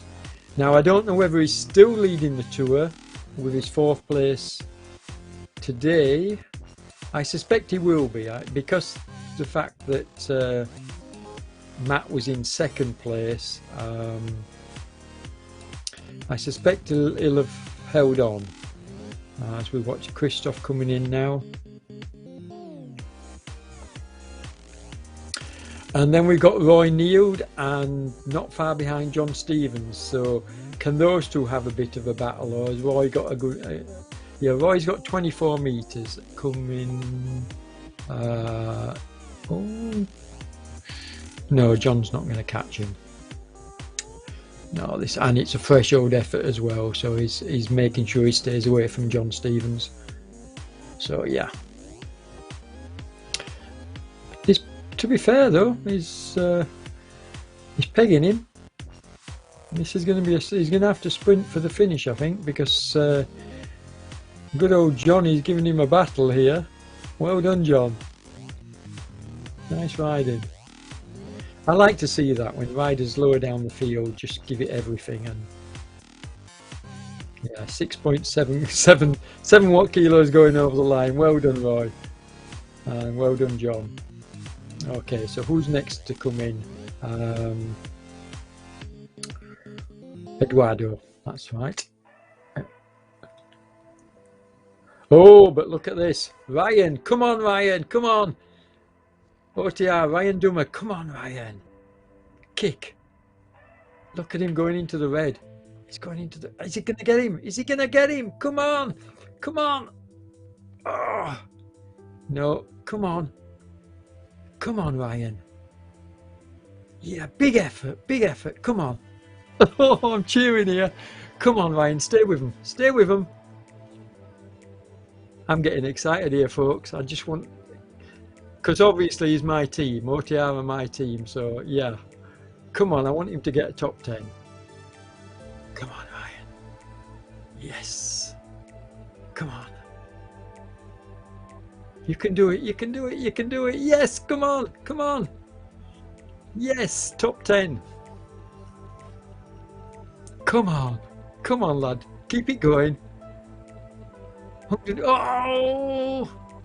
No, he's being caught. Come on, Ryan. One last effort. Yes, big sprint. Come on, Ryan. Big sprint. Come on. Come on, come on, come on. Yes! Oh, fantastic. 8th place, I think. 9th? No, 9th place. Well done. He got 2 places right at the end. What a fabulous ride. That's the ride of the night for me, Ryan. Look at him. Just look at him. Yes, well done, Ryan. I'm giving you the thumbs up, mate. Fantastic. Now that is why, folks, I ask more people to use a webcam, please, because not only are you going to verify your performances, but you're going to give some excitement to the commentators. You know, we can see the effort you're putting in. That was brilliant. I mean, did you see him at the end there? He could hardly breathe. What a fantastic effort. And here's another OTR rider now. Can he take a place? Yep, he's going for it. There we go. Oh, but has he got it? Oh, he's Neugebauer. Just going to prove 2. He's just going to prove... Oh, is he? No. Well done. That's 2 on the line we've got tonight. Well done. Oh, fabulous racing. I'm sorry if I'm getting a bit excited, folks, but you know, I enjoy the battles lower down the field just as much as I enjoy watching the winners coming in, because it's every bit as exciting, sometimes more exciting actually, because you get such close battles like we did with Ryan there. I mean, Ryan pulled back 2 places in the last sort of like 30 metres. What a fantastic effort. And look at Issy for you. 5.4. There's no need to do this because there's nobody chasing him, but he's putting in a threshold effort just to finish. Well done, Ivor. Good ride, mate. Another Dutch rider, Heiler. He's putting in a 5 watt kilo effort, look. And he looks smooth. He looks smooth as silk here.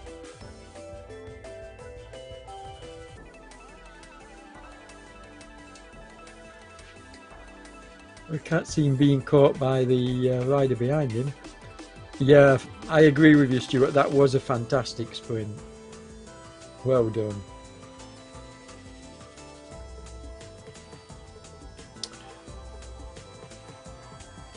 Some really good racing tonight. It's been a good couple of hours. I mean, we covered the Friday Frenzy earlier, and then this race, and we're going to watch every rider coming in.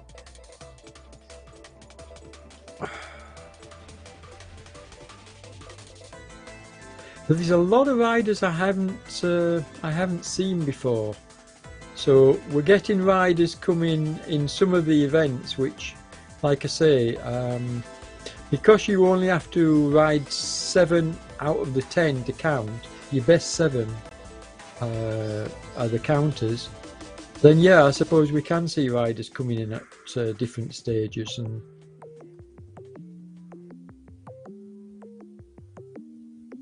But also team tactics can play a part there, because you can get some of your stronger riders taking part, and if they're not going for the overall classification, they can do, they can take a win, like happened with Zach tonight. I don't know whether Zach intends riding the rest of the tour, or whether he'll just dip in and out and try and take points off, the leaders, which is a valid tactic. Come in, steal the points, and stop the people at the top of the leaderboard walking away with it. It's a tactic I've seen used quite a lot in previous tours. So I watch Lamont coming in. Oliveira, he's a regular from Portugal.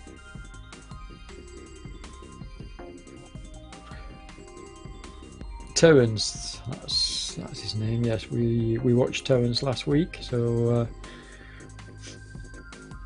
we didn't see Steve Bellio last week though, so I think this might be Steve's first go at this tour. I could be wrong. Steve Bellio from OTR. I think this is maybe his first, or could be his second, but I think it's his first. As we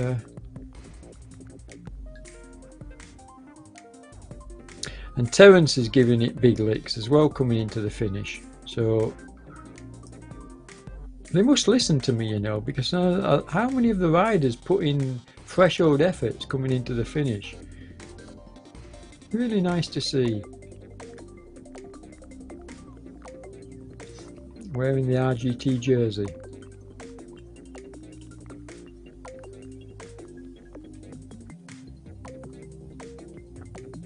And here's Stephen. And there's another, that's Mike Aid from OTR as well.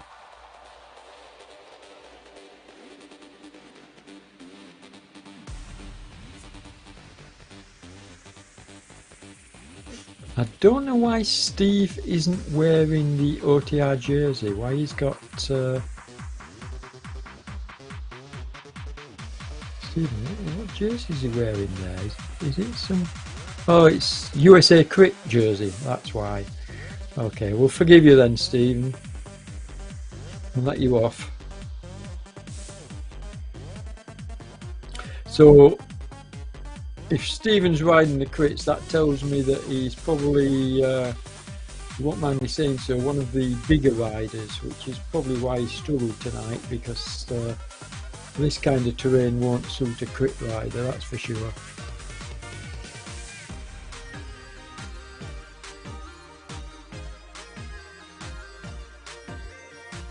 Right, well done. So, how many more riders have we got to come in? Mike Aid coming in.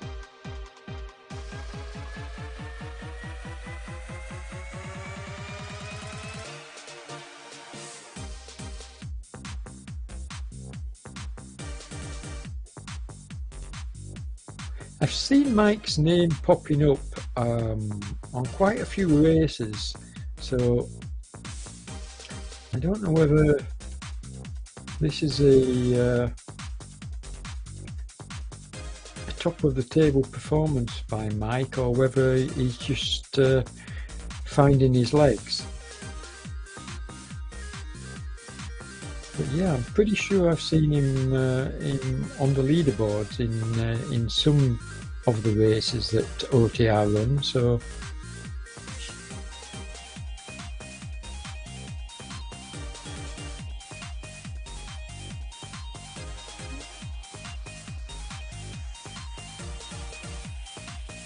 thanks, Matt. Yes, it was a great race, mate. I agree with you. Get some more of your lads coming across. Let's have a really good competition.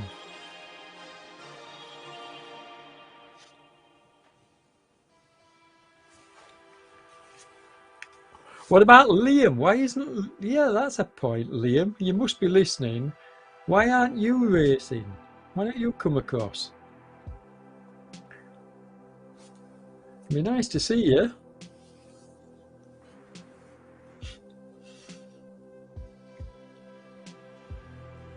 I'm talking about Liam Bard, folks. He's the head guru across at No Pins Race for R.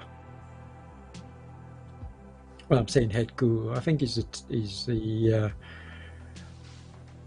one of the stronger riders anyway.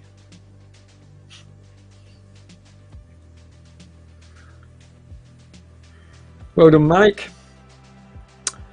And who's this OTR rider? Is it Jeff?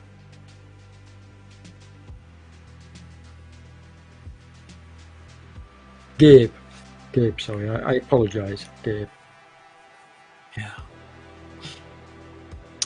He's in my notebook, I just haven't got my notebook to hand now.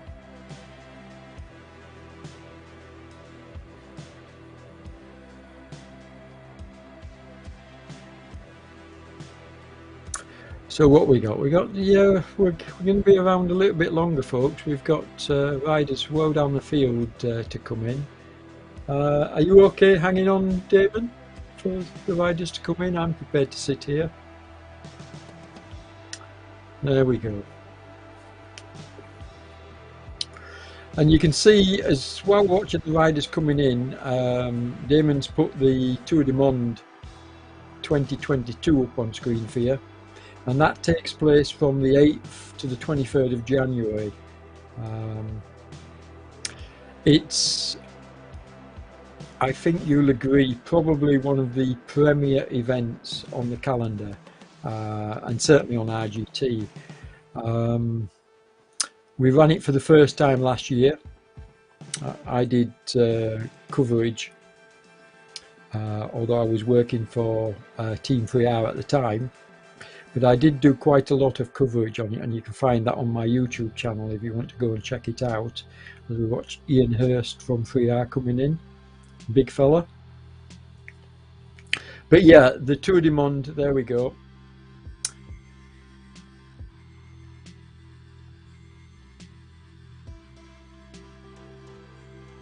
Yeah, just turning the pedals coming in.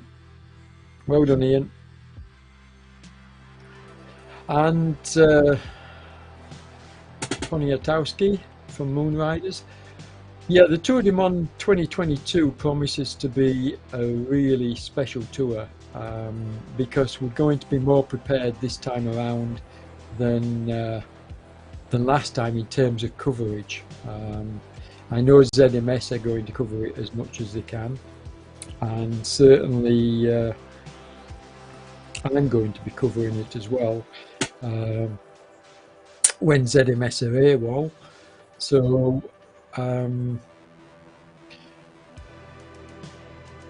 it promises to be a what's the word I'm looking for? A well distributed tour, let's put it that way. There'll be lots of live coverage, and I'm hoping all the big hitters decide to take part in it, because it is the premier tour on RGT.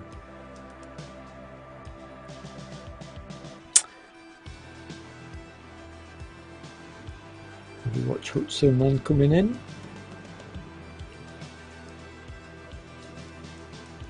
Eric.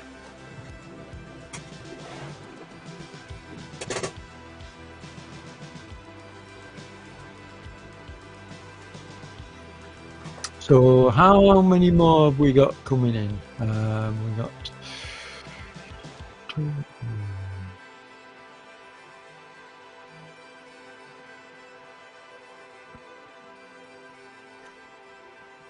I think we got 4 more riders to come in. 5 more riders to come in. But it does look like a couple of the riders are taking it relatively easy towards the back end of the field.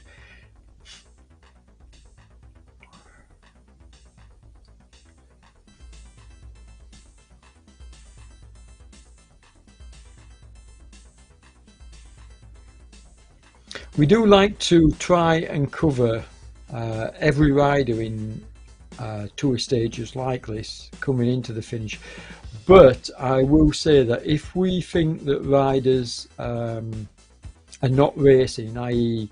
you know they're just spinning the pedals at ridiculously low wattage, then that's not really fair to hang around, and I believe we shouldn't hang around for a rider that's just spinning the pedals. You know, we should finish his broadcast and move on, because we've all got families as well. So it's incumbent upon the riders even further down the field to race and not just spin the pedals.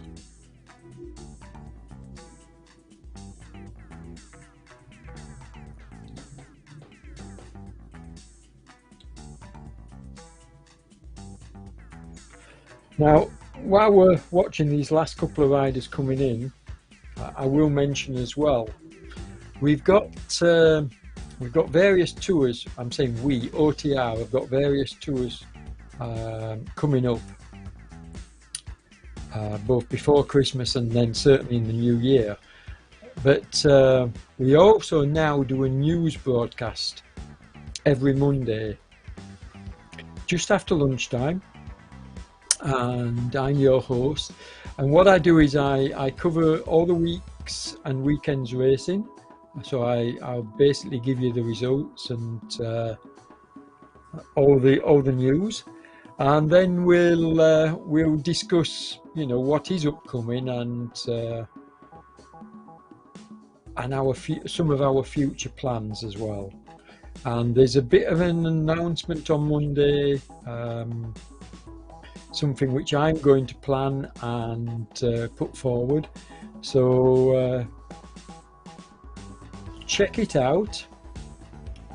I'll put the links in the Facebook groups to the news broadcast, and it'll be going out live. In future weeks I may consider pre-recording it, but this Monday, because A, I've been so busy, and B, we've got a house full of sick children, I just haven't had the time to pre-record it, so it will be going out live, I think. I don't think see me doing it this weekend. I think I'm going to have to just do a live broadcast Monday lunchtime. So we've got, is it Fishback? Yeah, Fishback and Lewis on the road. Have we got anybody else coming up? And there you go. You can see on screen now we've got the OTR tour calendar. Now these are the big events. There's going to be events slotted in between these, because you can see that there's the Tour of Latin America. That's a 5-day tour that kicks off on the 1st of December. That promises to be a good tour. Then you've got the Creme de la Creme, the Tour du Monde.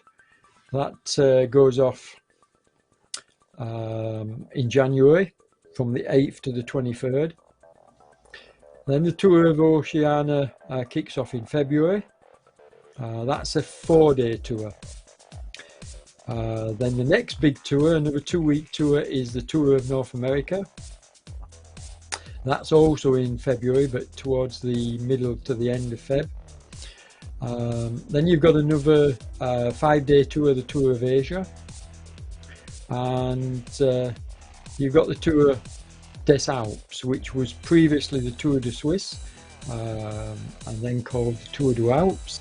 But now this will be the second running of the Tour des Alpes, and what a fantastic event that was. It was probably the hardest stage race that there's been so far on RGT, and it was pretty spectacular. We had some fantastic racing and some worthy winners. So that returns next October. But what's not on the screen, and what will get announced on Monday in the news programme, but we've also got Chris O'Hearn, which many of you will know from his Omniums and time trials and crits that he runs. Well, Chris O'Hearn is running a series for us in Dubai, and that I think starts on Sunday, this coming Sunday.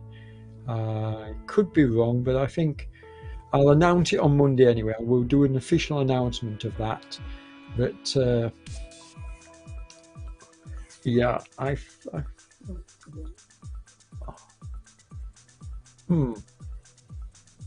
yeah, I'm struggling to remember when it actually does start. Maybe I should have made a note of that one. But so OTR have got a lot going on. Now, how many riders have we got? We've got Lewis, Nicholas, Liendo on the road. Liendo looks to be a long way off the back. Saying a long way, 3 kilometres.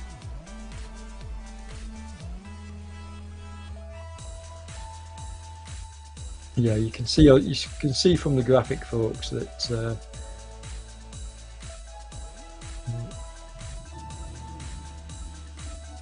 I'm not so sure. Is that working now? Yeah, I think he's just refreshed it, so we've got it working. Obviously, the white dots that you can see towards the back of the field, they're the ZMS cameras. So they're the bots. Discount them. So basically, you can see on screen. You should be able to see 4 riders, 4 dots on screen. 21st of November. Yes, thank you. I couldn't quite remember. That's very kind of you, Andre. Yeah, this is my friend Chris O'Hearn that's going to be running that, so you can be assured it will be a really nice series. Chris used to live out in Dubai, so he knows the roads personally. Paul Nichols has digitized them for him, so promises to be an exciting series. And I think he's going to switch around between Omniums, TTs, crits. So it should be an interesting series. It's only going to be short, but yeah, it should be really interesting. And we'll cover that live, folks.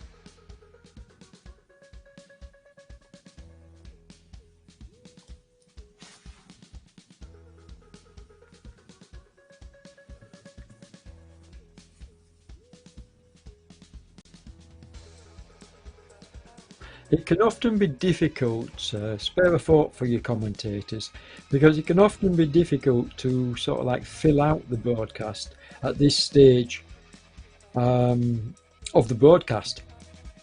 Basically, trying to find something to chatter on about and stay focused, which is no disservice to the riders. I enjoy watching the riders at the tail end of the stages coming in, just like I enjoy watching the riders further up the field.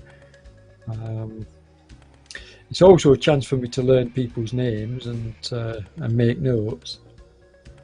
which I invariably do, so that next time around I can usually give the rider a shout out, or usually remember that I've got a terrible memory, which is why I write them down. But yeah, usually I can get my notepad out. And looking forward to some RGT races now that the calendar really looks busy and we have many choices. I agree with you, Andre. In fact, some might say there's too many events, but you know, rather too many than too little. There is certainly a lot to choose from. And I'll be honest, as a commentator and as somebody that wants to get back to doing my own streams as well as working for ZMS, I'm finding it difficult because I'm being kept so busy by Damon over at ZMS. I'm not having the time to do my own. And to be fair, I do enjoy commentating and not actually having to jump on the bike or having to worry about that side of it. When you're just commentating, it's a lot easier to do. And I think the quality is better. Damon's pointed this out to me. The quality when you're riding and trying to commentate at the same time, and no disrespect, but you know, you've only got to look at some of the other riders that race and try to commentate. I'm not going to mention names, but you probably know who I'm referring to, and it just doesn't work for me. I think the quality suffers, and I've done it myself in the past. And to be fair, the broadcasts I've done where I've ridden and tried to commentate haven't been anywhere near the standard as, like when I did the Tour du Monde and I stopped riding and decided just to do the commentary. The stages where I did the commentary only were far better produced than the stages where I actually rode, even though I enjoyed riding. I didn't ride that much because I remember taking ill partway through the tour, so I concentrated on just covering it. And thankfully I was able to do that quite successfully. I mean, if you haven't checked out my YouTube channel and my videos, check out some of the Tour du Monde videos, because they really are pretty special. Certainly the early stages where we had OTR and Rasio Racing battling it out for the early positionings. Really good racing. Anyway, we're going to watch this rider coming in. I think we are anyway. So what we got? 2.3 kilometers. A few minutes more yet, but I don't mind sitting here waiting. What time we got? Coming up to 10 o'clock. Have time for a cup of tea? Thank you, Andre. Yeah, it's nice.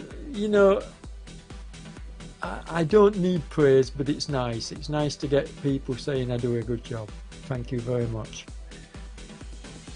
I enjoy it, and to be fair to Damon, I mean, if you look at the quality of these broadcasts, the graphics are stunning. The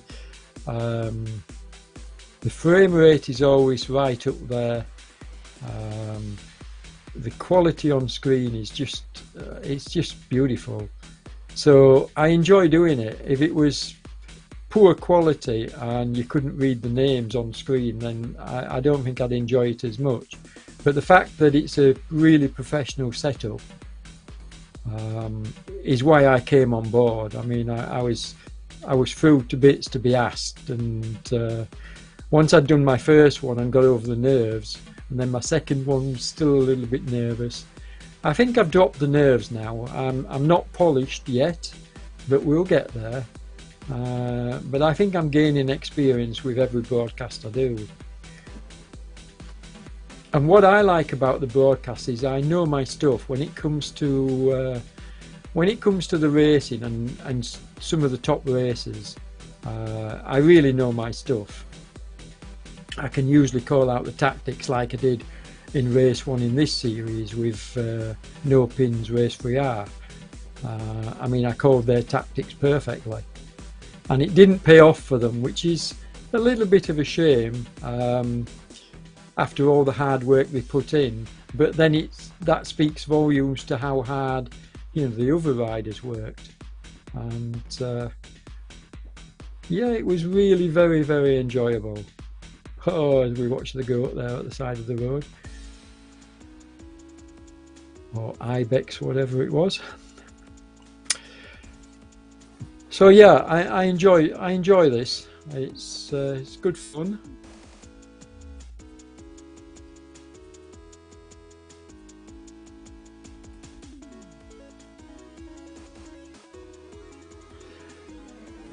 I will just mention one. Maybe I need to. I'd like to know why Nick Greenhalgh struggled tonight. Is he just getting back into it? Is he just coming back?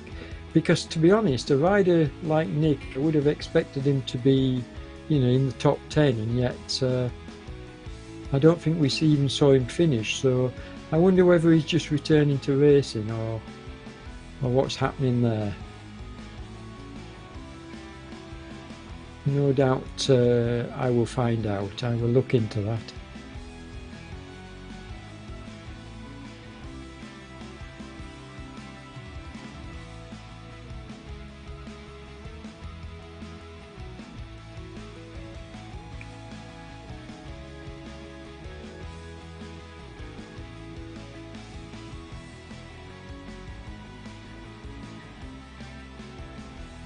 And Damon's just telling me that RGT database isn't working at the moment, so yeah, we can't even pull up the results live on RGT DB at the moment.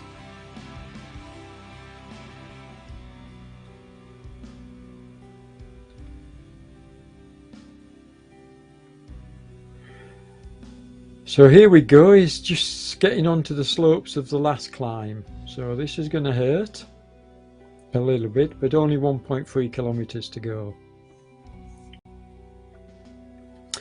What I'll mention again, folks, while we're watching Liendo coming in, the Tour du Alpes, which was previously known as the Tour de Suisse before we had to change the name, the Tour du Alpes, go and check out some of the videos, because Paul Nicholls, I gave him the nickname Cruella. For those of you that don't know who Cruella is, then you need to go and watch 1001 Dalmatians. But Cruella Nicholls, as we've now called him, was putting in like 10–15% climbs within the last kilometre of a lot of the stages. I mean, these poor riders were all, you know, they were climbing like thousands of meters of climbing and then having to finish it off with like 15% sections in the last few hundred meters. I mean, his cruelty knew no bounds. It was horrendous.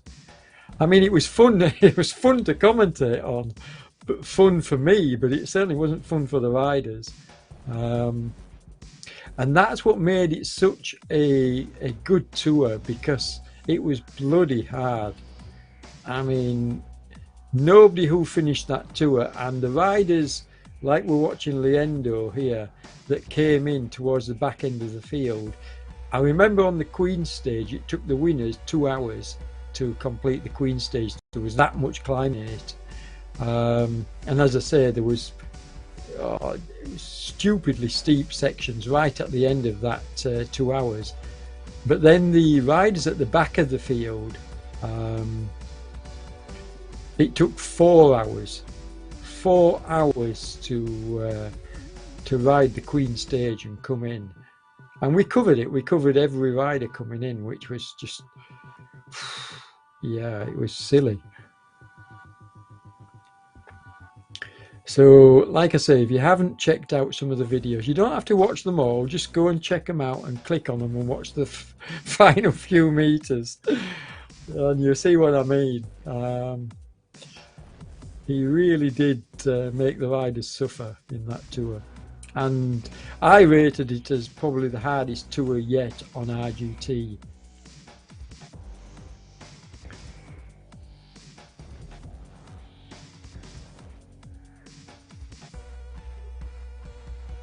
So 800 meters to go, with steepest section still to climb.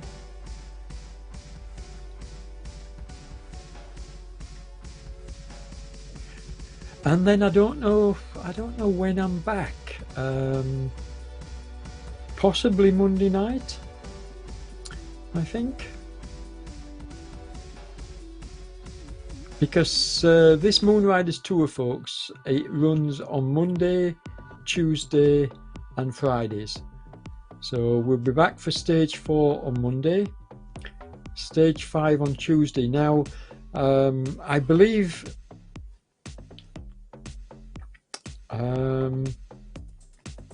both of those stages will be covered live. I'll be doing commentary on both of them.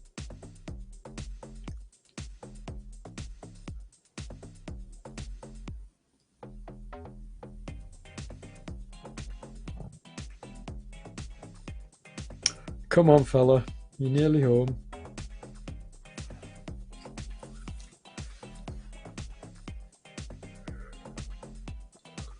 I mean, it always amazes me that a rider can stick it out and keep going.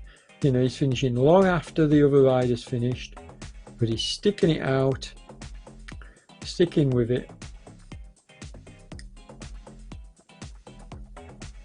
Which is why basically I hang around and I stick with it. I always feel that if the riders are prepared to put in the work and the effort, then yeah. You could tell he's tired now. He's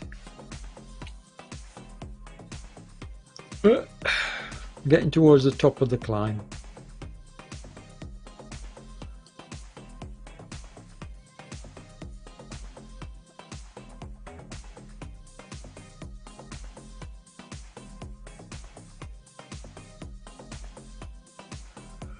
So let's just have another look through these results, and as I say, you can see that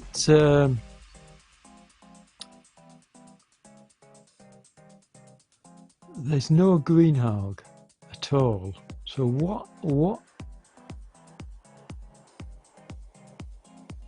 what happened?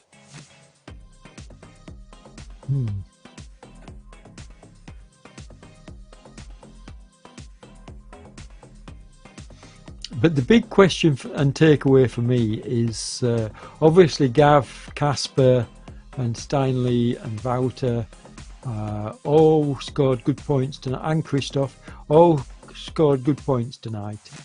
But without being able to pull up the RGTDB website, which is down at the moment,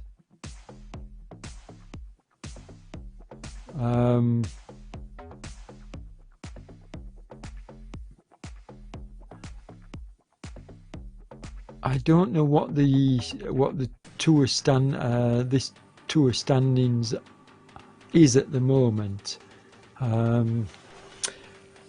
Whether Wouter has clung on to his yellow jersey or whether somebody else has taken it from his shoulders.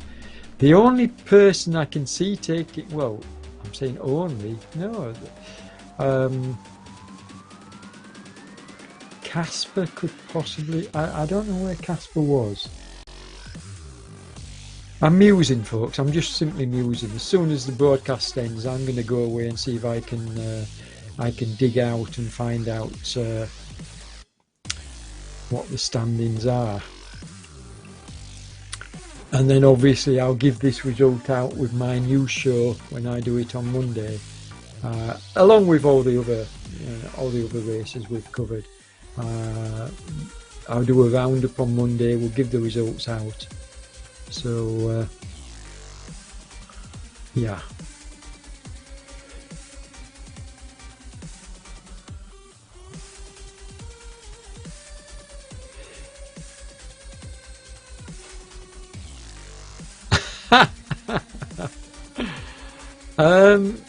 I know Nick, I could be mistaken. Was it the STW race he was in, Andre? But basically, Nick is he's a well-known rider. I'm pretty sure he's taken part in international competitions over on Swift, where they had to turn up in the studio and everything was verified, and you know they did it under the cameras. I'm pretty sure that's the same guy. I hope I'm not mistaken, but I don't think I am. I'm sure that's the same Nick. And if it is, he's a really top class act rider. So, but these are all things I make. Well done, Urko. Well done, sir, for coming in.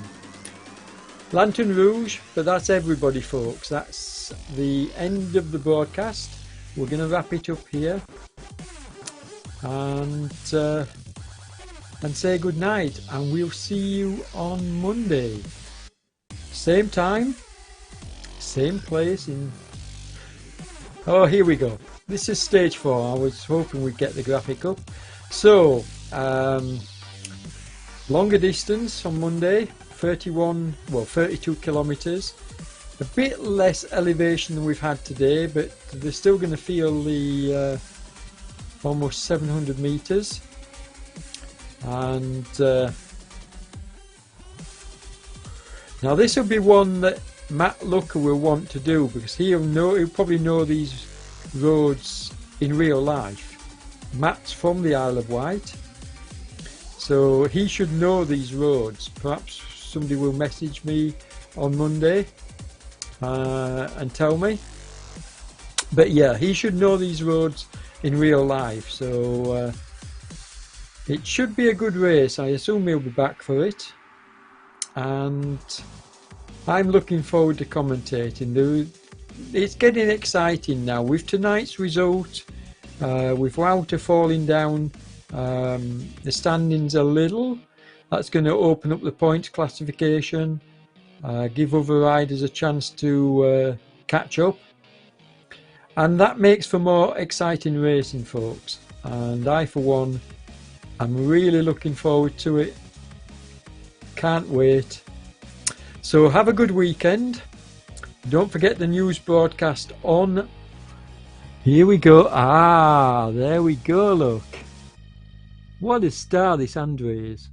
Okay, so yeah, interesting.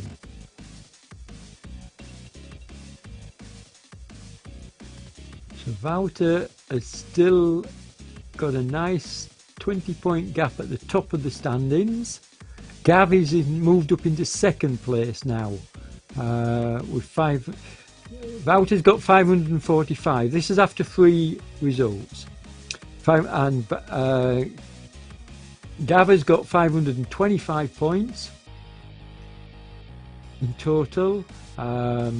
Max Stanley has moved up into 3rd place.